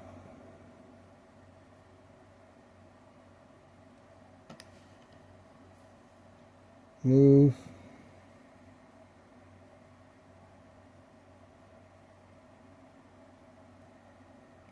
$120 feet.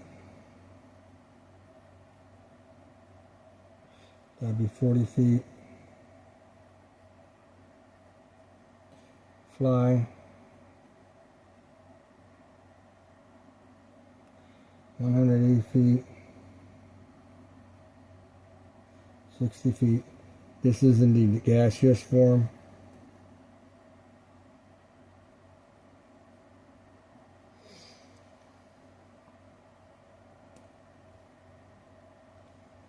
Attacks.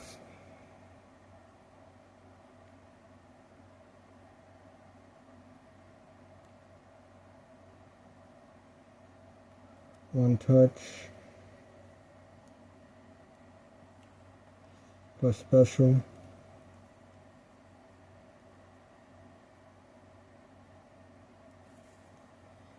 Damage.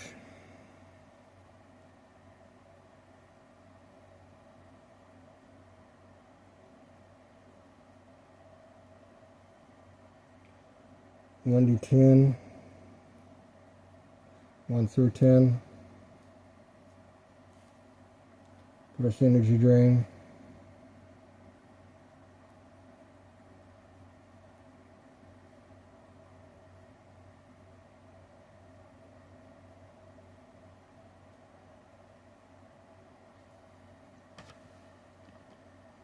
Number appearing.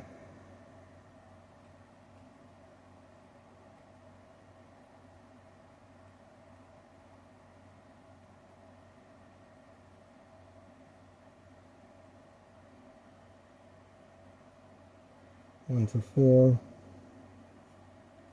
1 to 6, 1.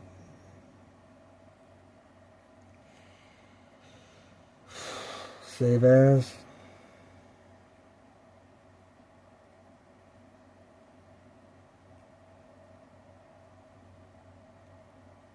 Fighter 7 to Fighter 9.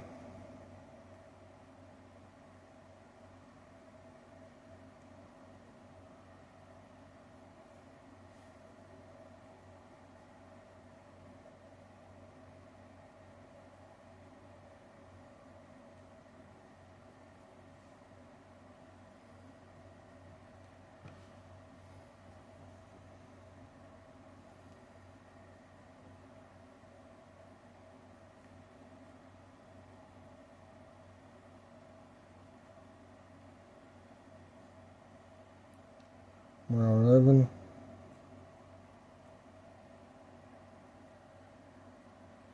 Treasure F.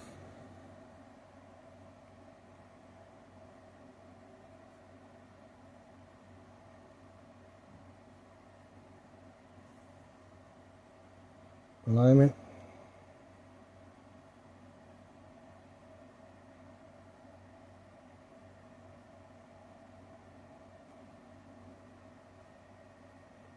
Chaotic.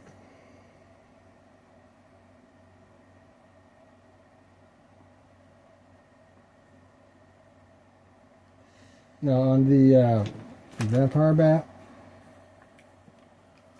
on the giant bat,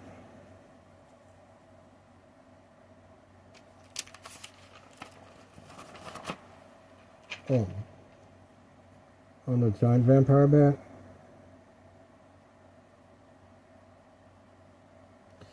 this alignment is because this chaotic alignment is because the giant vampire bat is actually a vampire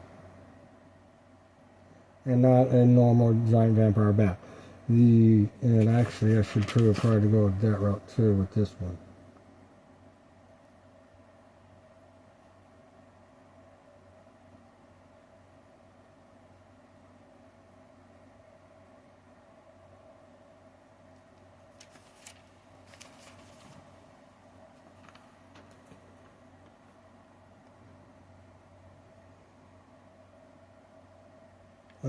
Let's see here now.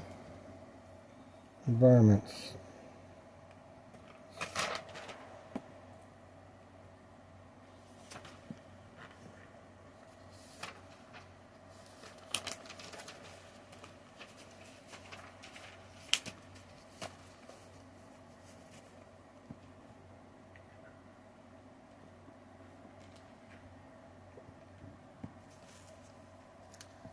I'm going to verify something here. Additional monsters. Additional monsters.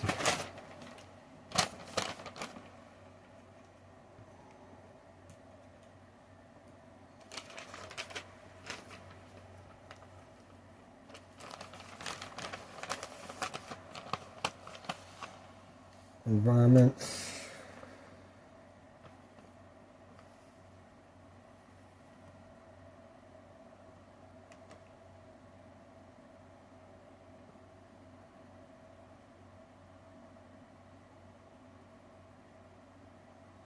Okay.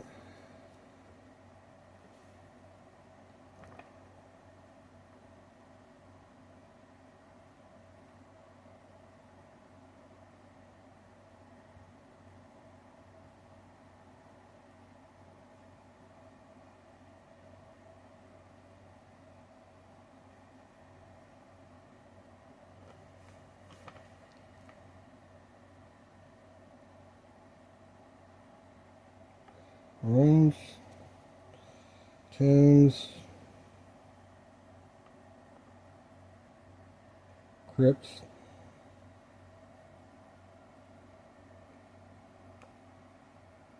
deserted places.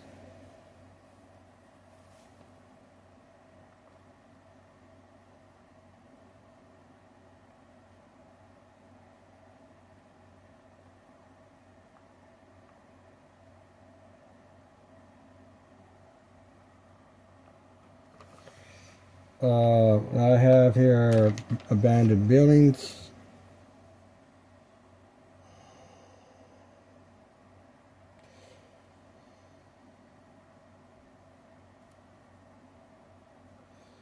Because normal rat, they can summon normal rats if they're in the area. They can summon giant rats if they're in the area. They can summon normal bats if they're in the area. They can summon giant bats if they're in the area. They can summon normal wolves in the area if they are in the area. And then dire wolves, they can summon dire wolves if they are in the area. In order to be in the area, they have to be in that environment. So, we have normal rat environments.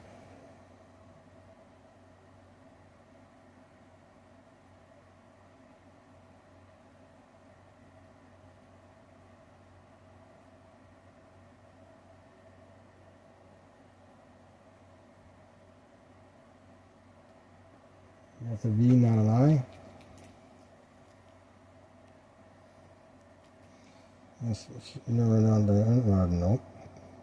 Something I can, sometimes I cannot. Environments.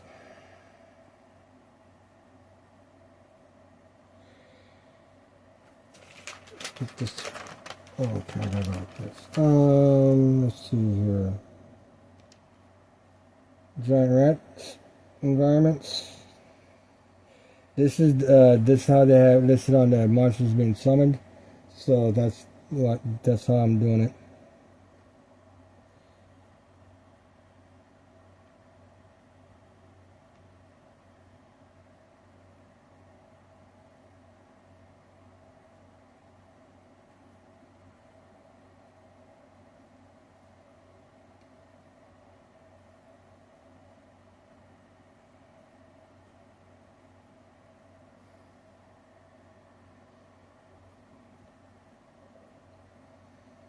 Normal bat environment.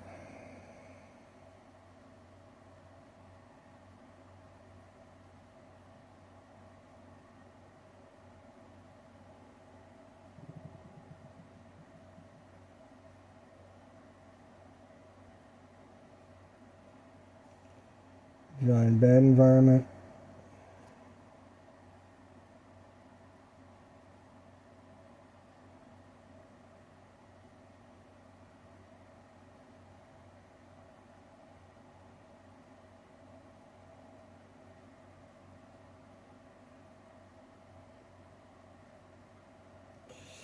No, giant vampire bats. When they talked about the bats, the giant vampire bats, they only talked about the undead biting and stuff. They did not talk about the vampire being in a different environment from the normal bats.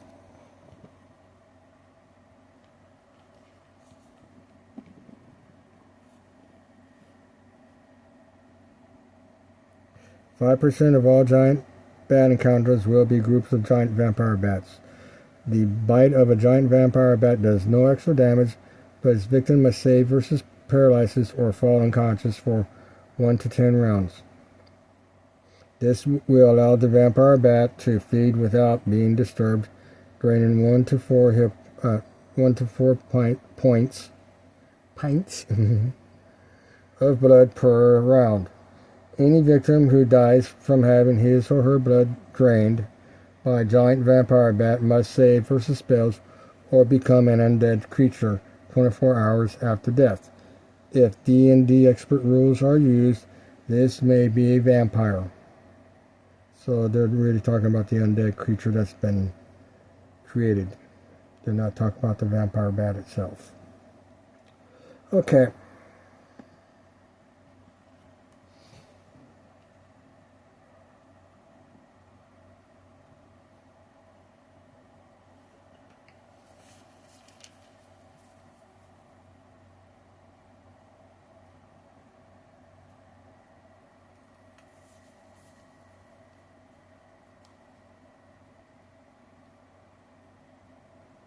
normal wolf environment.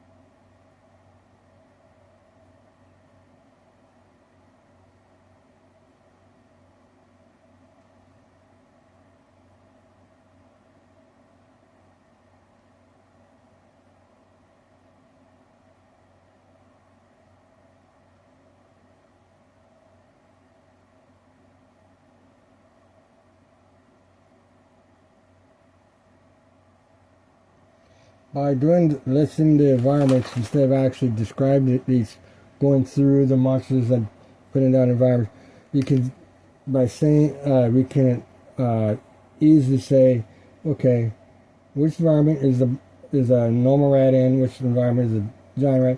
Okay, we're not having a normal rat environment, we're not having a giant rat, we are not having a bad environment, or we're not having a wolf environment.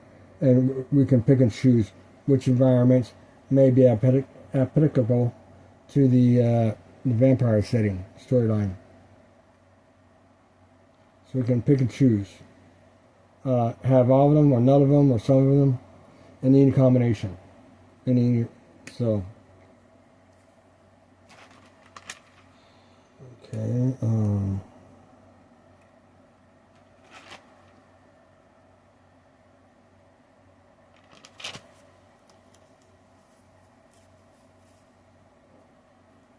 Monster summoning.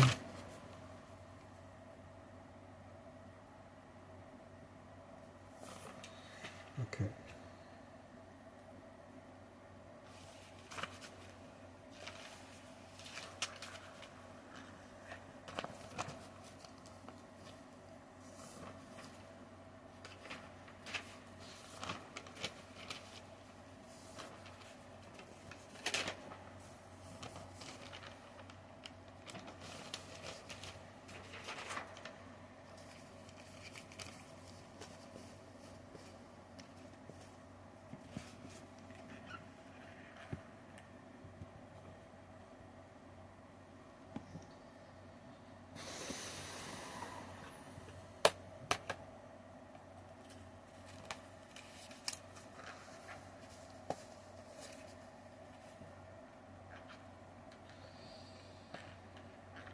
There are advantages to and disadvantages to everything. Writing things by hand has its advantages and has its disadvantages. Using typewriters, putting things on typewriter, has its advantages and its disadvantages. Putting things on a computer has its advantages and its disadvantages.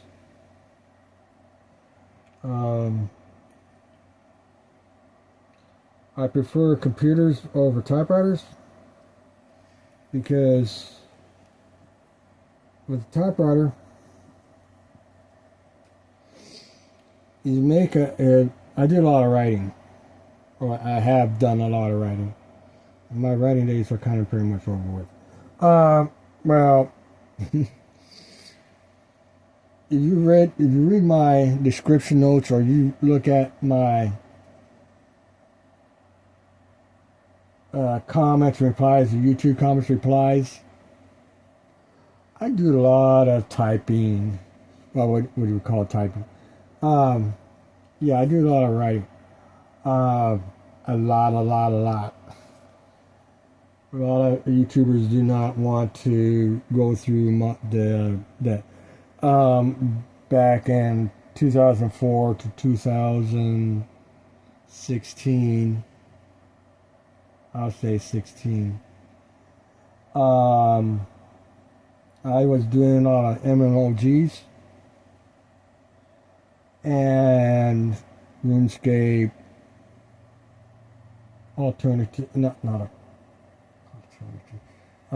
Arcade, Exorasi, Navy Field, Fun Orb, Star Sonata, you know, stuff like that. And there's some others.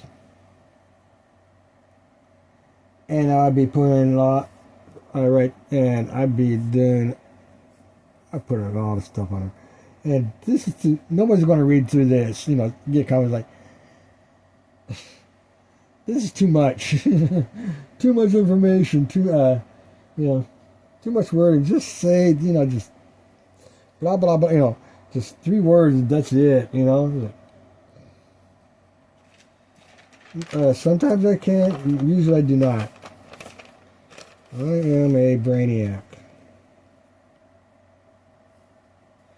Okay, 2 of 3.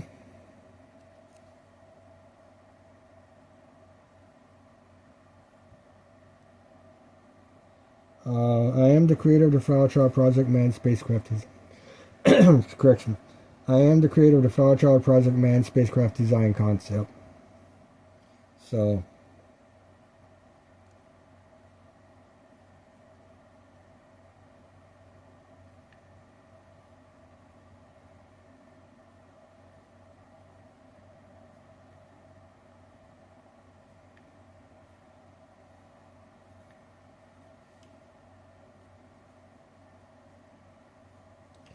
and if you go to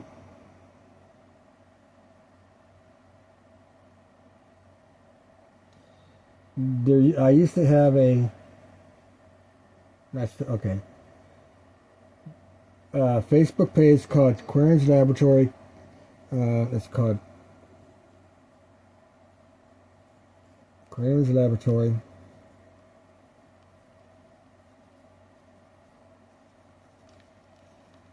QLab. That's a Facebook page. Okay. There used to be a notes section.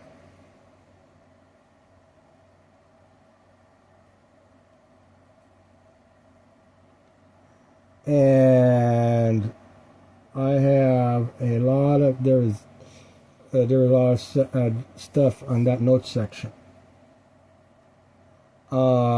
Which references my my presentation for the year 2020 AD for the Flower Child Project. And there's a half a dozen other text documents related to that.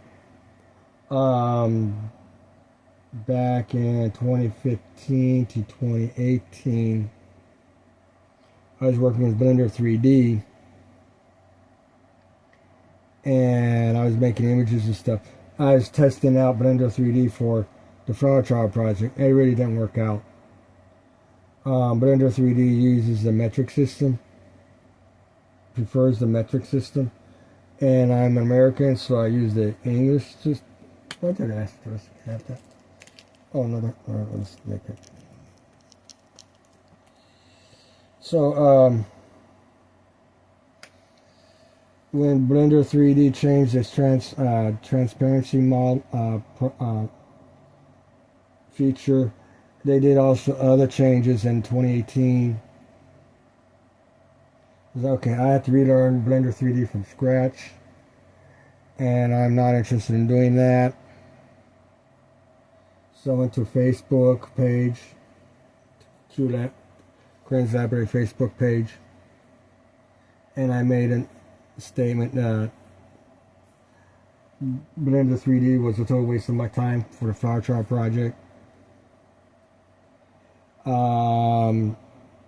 Couple weeks later, I went back and saying I was making I need to redo these text documents. I need to finish these text. I had like 6 different text documents associated with the Flower Child project.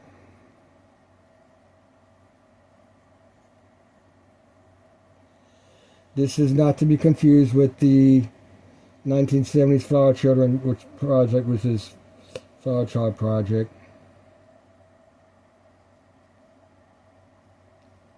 This is the 1970s Flower Children thing. They've got um,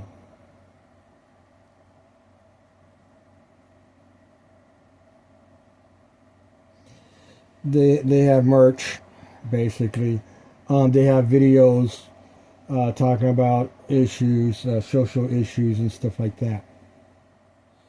This is the look at, and that has nothing to do with my flower chart project. I came up with this name back in 1992, 1993, and so at that time I knew nothing about this group. They may have issues with me, but I really don't care. Concerning my spacecraft design concept. So I have my presentation folder.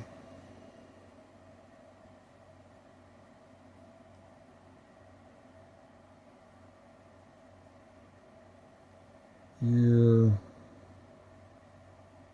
2020 AD. That's the project I was working on, and between 2016 and 2018.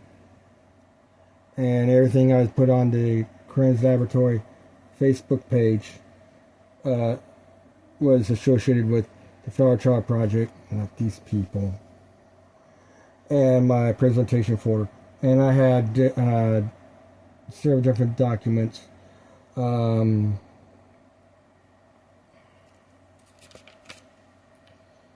This year, like fictional spacecraft, I think science fiction spacecraft or fictional spacecraft.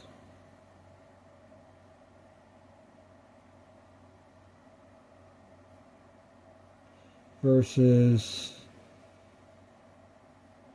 real life spacecraft.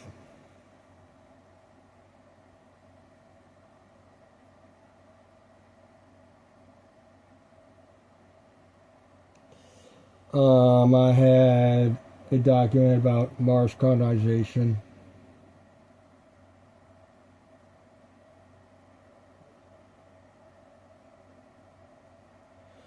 I had a document about miniaturization and weaponization of outer space.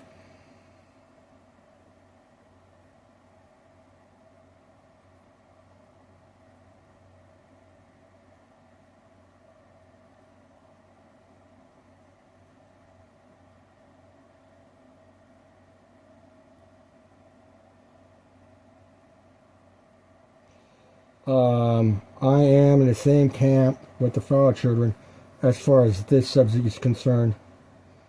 I had another document.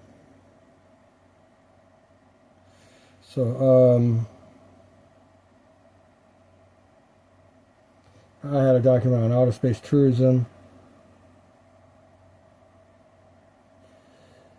This is the reason. This is the reason why I call my manned spacecraft concept the Flower Child Project, because this outer space tourism is a peaceful adventure. This is not a military venture. This is about civilians going into outer space, experiencing space flight firsthand in a peaceful environmental in a peaceful environment situation. Right now, there are no extraterrestrials living on Mars, living on the moon, orbiting the Earth. Okay, so there is no need for aliens going to kill us bullshit.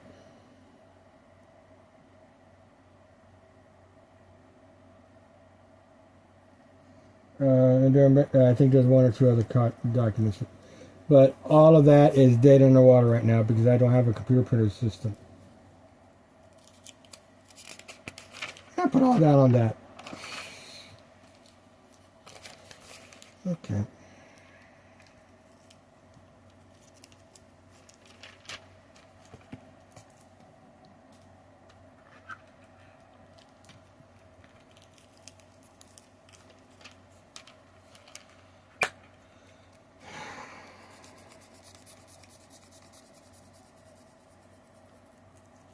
Actually, I should say,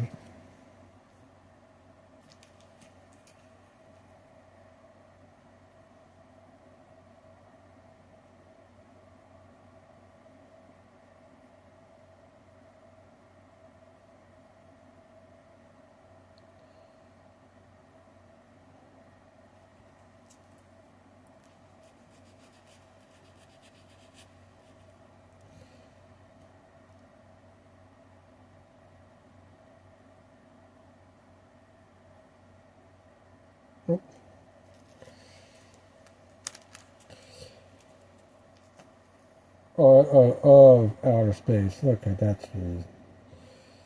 Okay. And outer space tourism.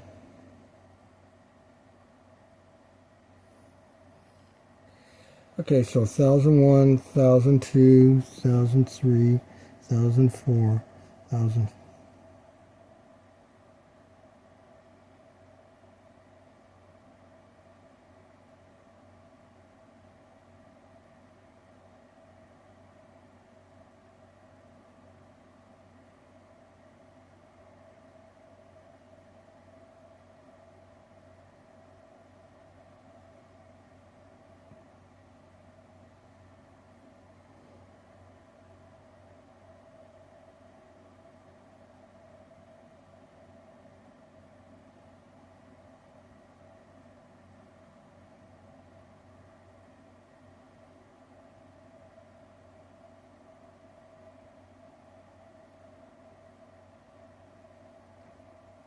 Okay, if you don't save it, don't look at it, that's your problem.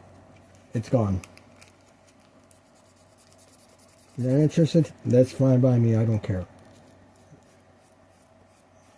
Nobody cares about our space issues anyway, so.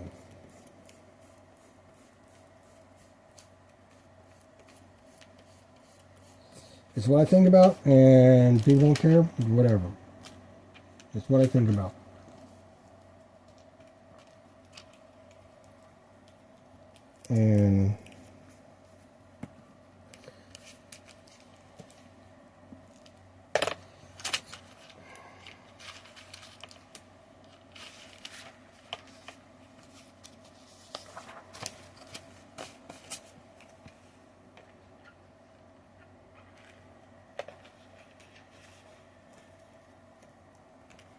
And let's see here. Ooh, okay.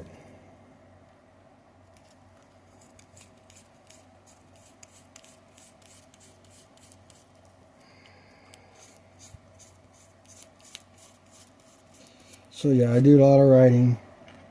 Not as much as I used to. On paper, typewriter, computers.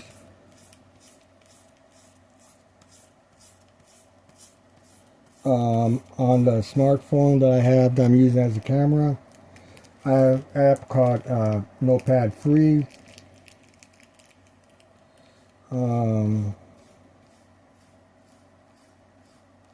I have used it on various different platform devices. All of those devices have gone bye-bye. They died one way or another. So the really large files.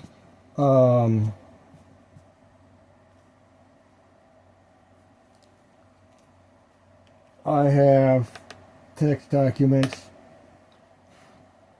associated with the flower chart project. Some of my flower chart projects are 120 pages in length. Some are 60 pages in length, and they're not even complete. Okay, we're talking different projects.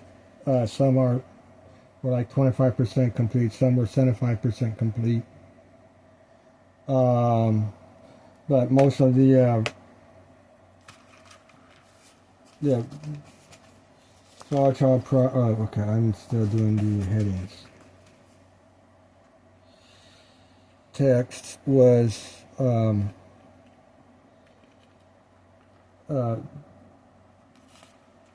they repeated the history of the flower chart project. So it's like, okay, how is this document different from this other document? And so I came up, so I said I'm going to have to reorganize the, once I finished with these 6 documents, I'm going to have to reorganize them. They can end up being a single document or something like that. Because I had to get rid of all the repartee.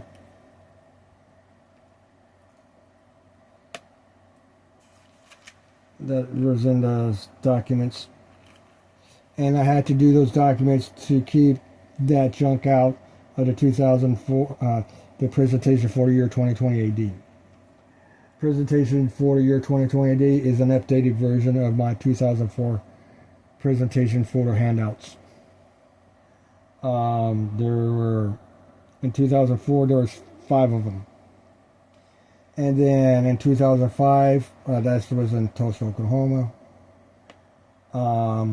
Then 2005, I was in San Antonio. So I did an updated version of that. Gave 1 copy to the Southwest Southwest Research Center. I may have given 1 to Ken's 5 TV. May or may not have given 1 to KLRN. At that time, there was a time when I knew I could find KLRN. At that time, I don't think I was able to find KLRN. May or may not. So, KLRN may have that 2005 version. I don't know. So,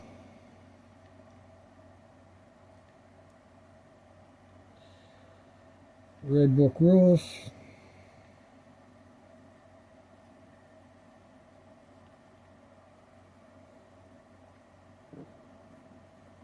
Copyright 1980.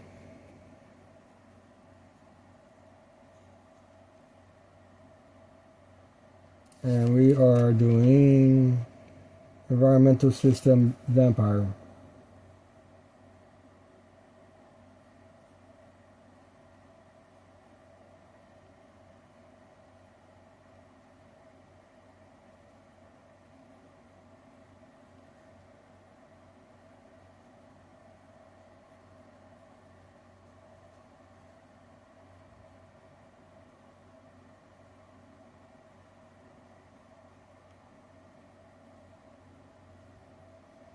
And I am left-handed, and I'm very prolific writing, and it's a pain in the rear.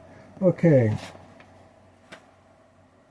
Oh, there's the piece of paper. Monster summoning.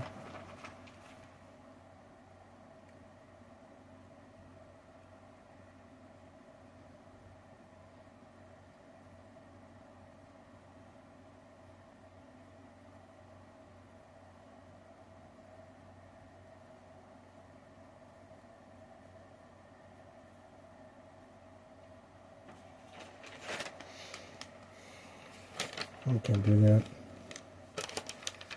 I go like this. While in human form.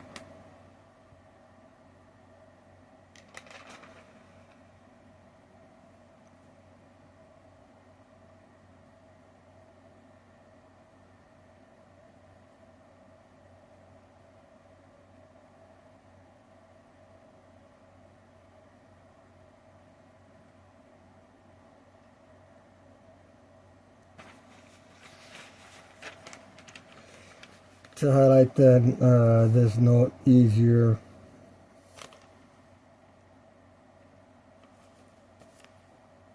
Ten to 100 normal rats. Yep.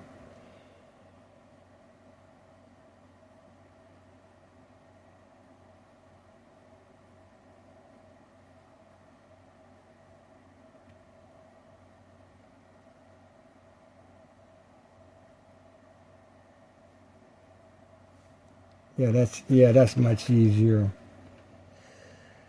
6 to 20 giant rats.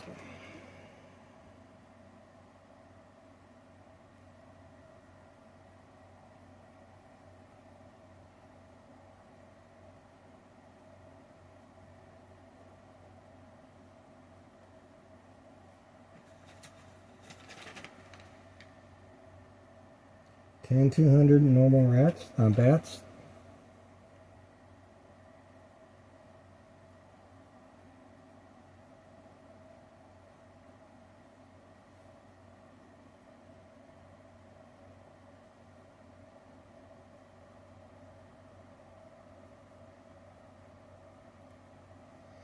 They probably did the rats first because of the bat thing.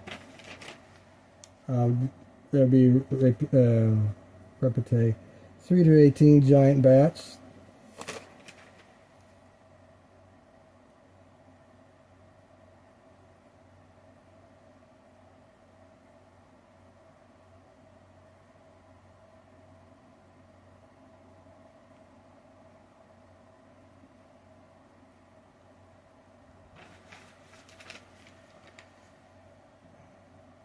Three to 18 normal wolves.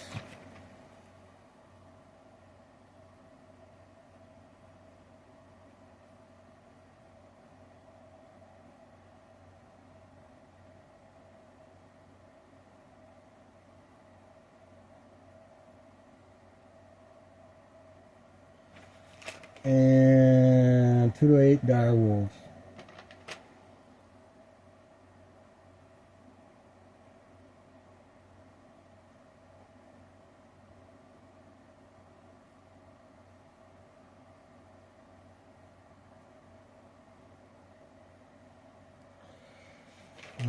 Okay. Now we go this side. Shape change.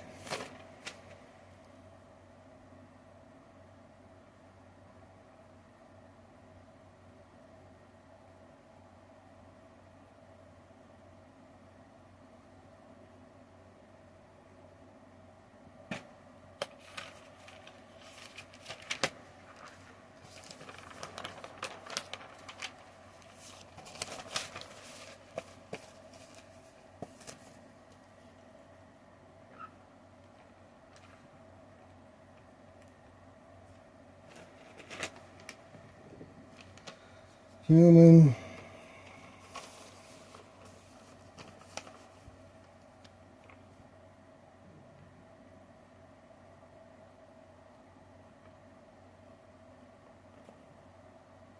Dire wolf.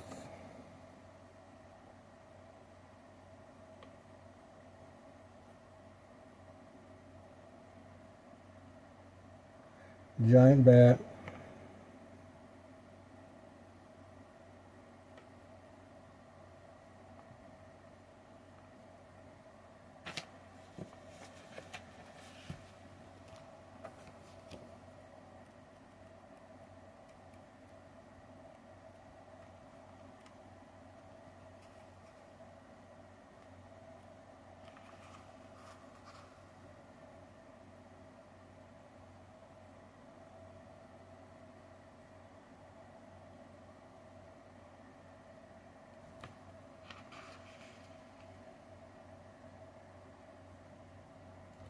Okay, can take from a human, dire wolf, giant bat, gaseous cloud at will. Okay. Giant bat. Okay, where's the human form? Gaseous cloud.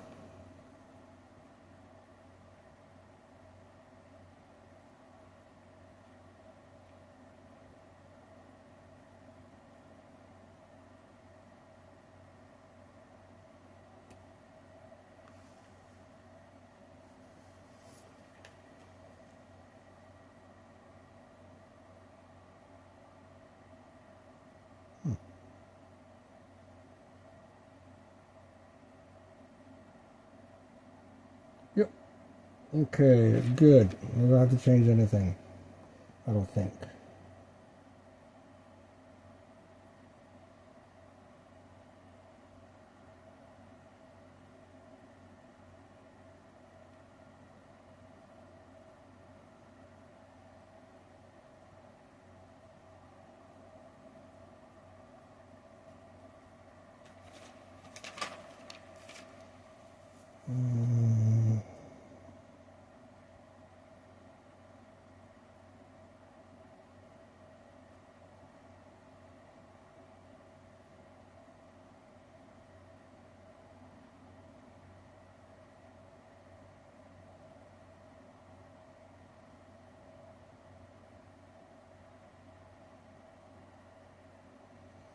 Okay, of the living.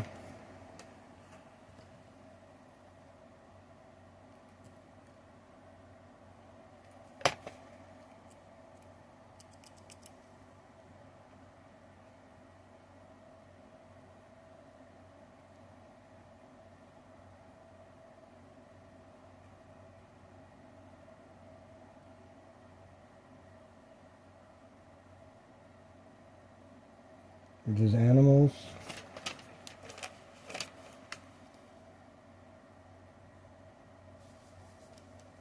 Humanoids and human. Animal, okay, we're just going to go animal.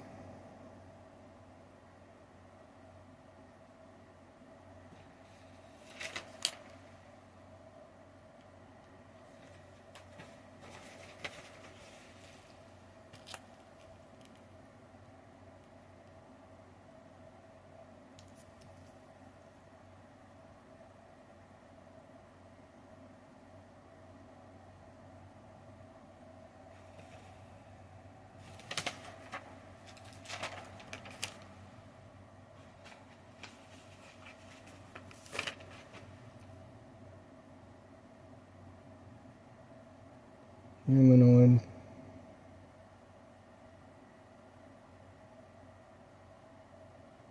Human.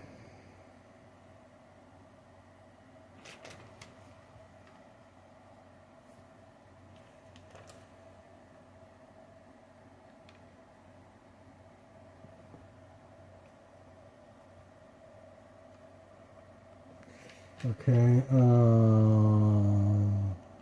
normal rat.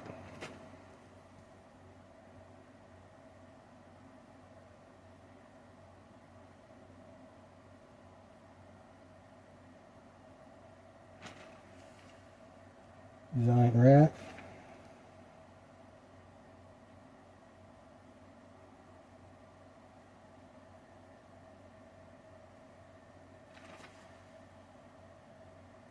Normal bat.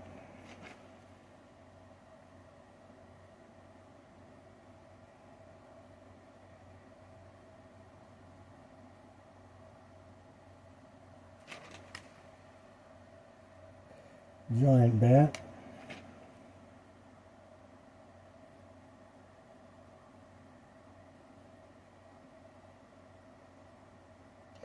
Now we have the 5% rule.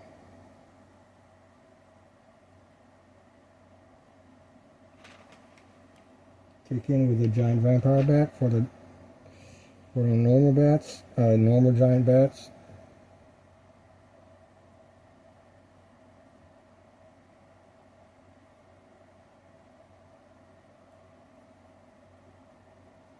We have the alternate rule for the giant vampire bat.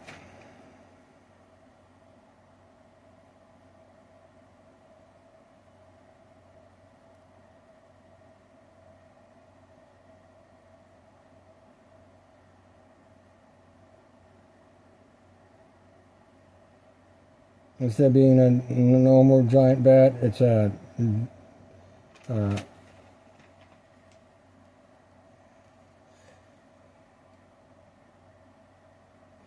okay, so you can say it's a giant bat with no chance for giant vampire bats, giant bat with 5% giant vampire bats, giant vampire bats with no giant bats. That's what this asterisk represents. That's what these two lines represent. Normal wolf.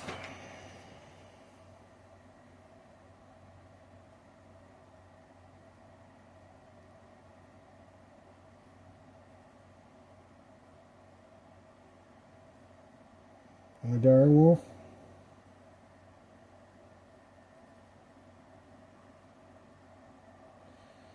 Then we have the were-rat, lycanthrope. Okay.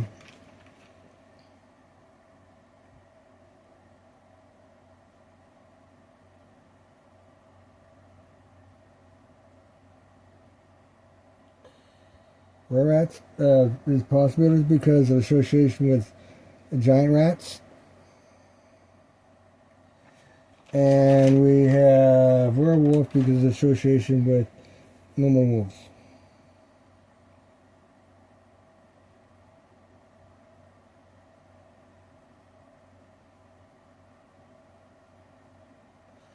So these are disasters represents the dungeon master's options.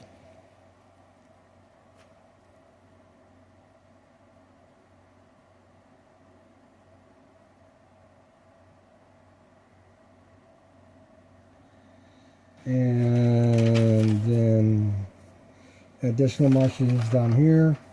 So continue on the next page. Oops, I gotta write that on the back there.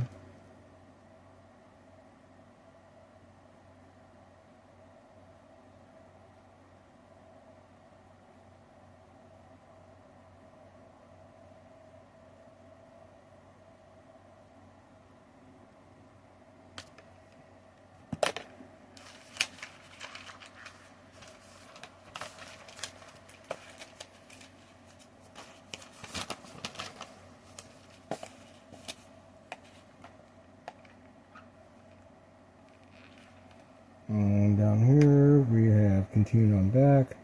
X marks the spot.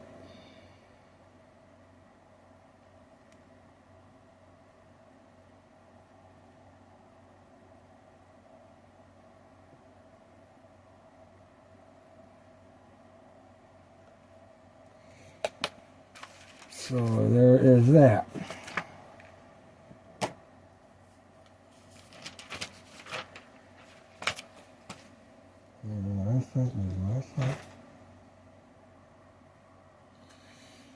And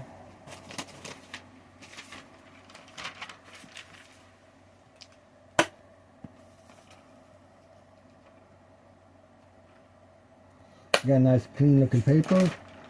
Whereas this thing's all ragged out. Hey princess. Hey, how are you doing? Okay.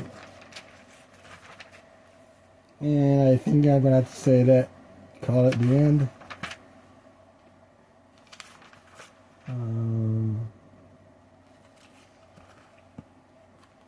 She's in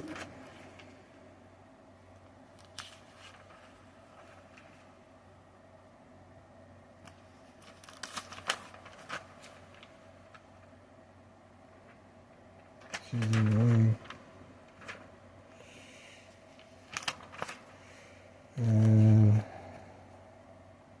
Okay, I have to, oh, not this one. Okay, this is the next page. This is the next one I have to deal with. And that's everything.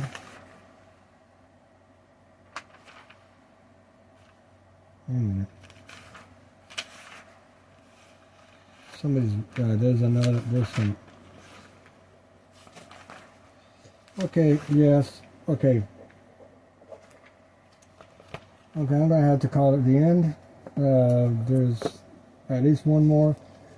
There's supposed to be some jacked up data.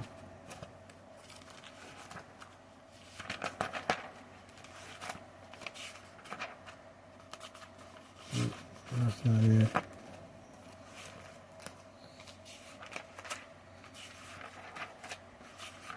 That's not it.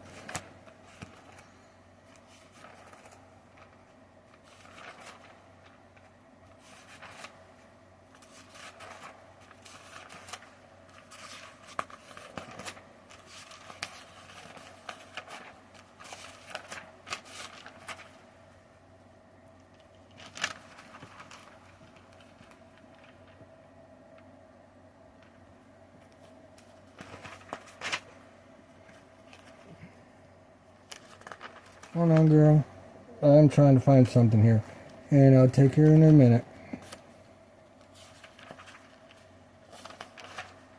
Oh, here it is. The vampire settings needs to be redone. And then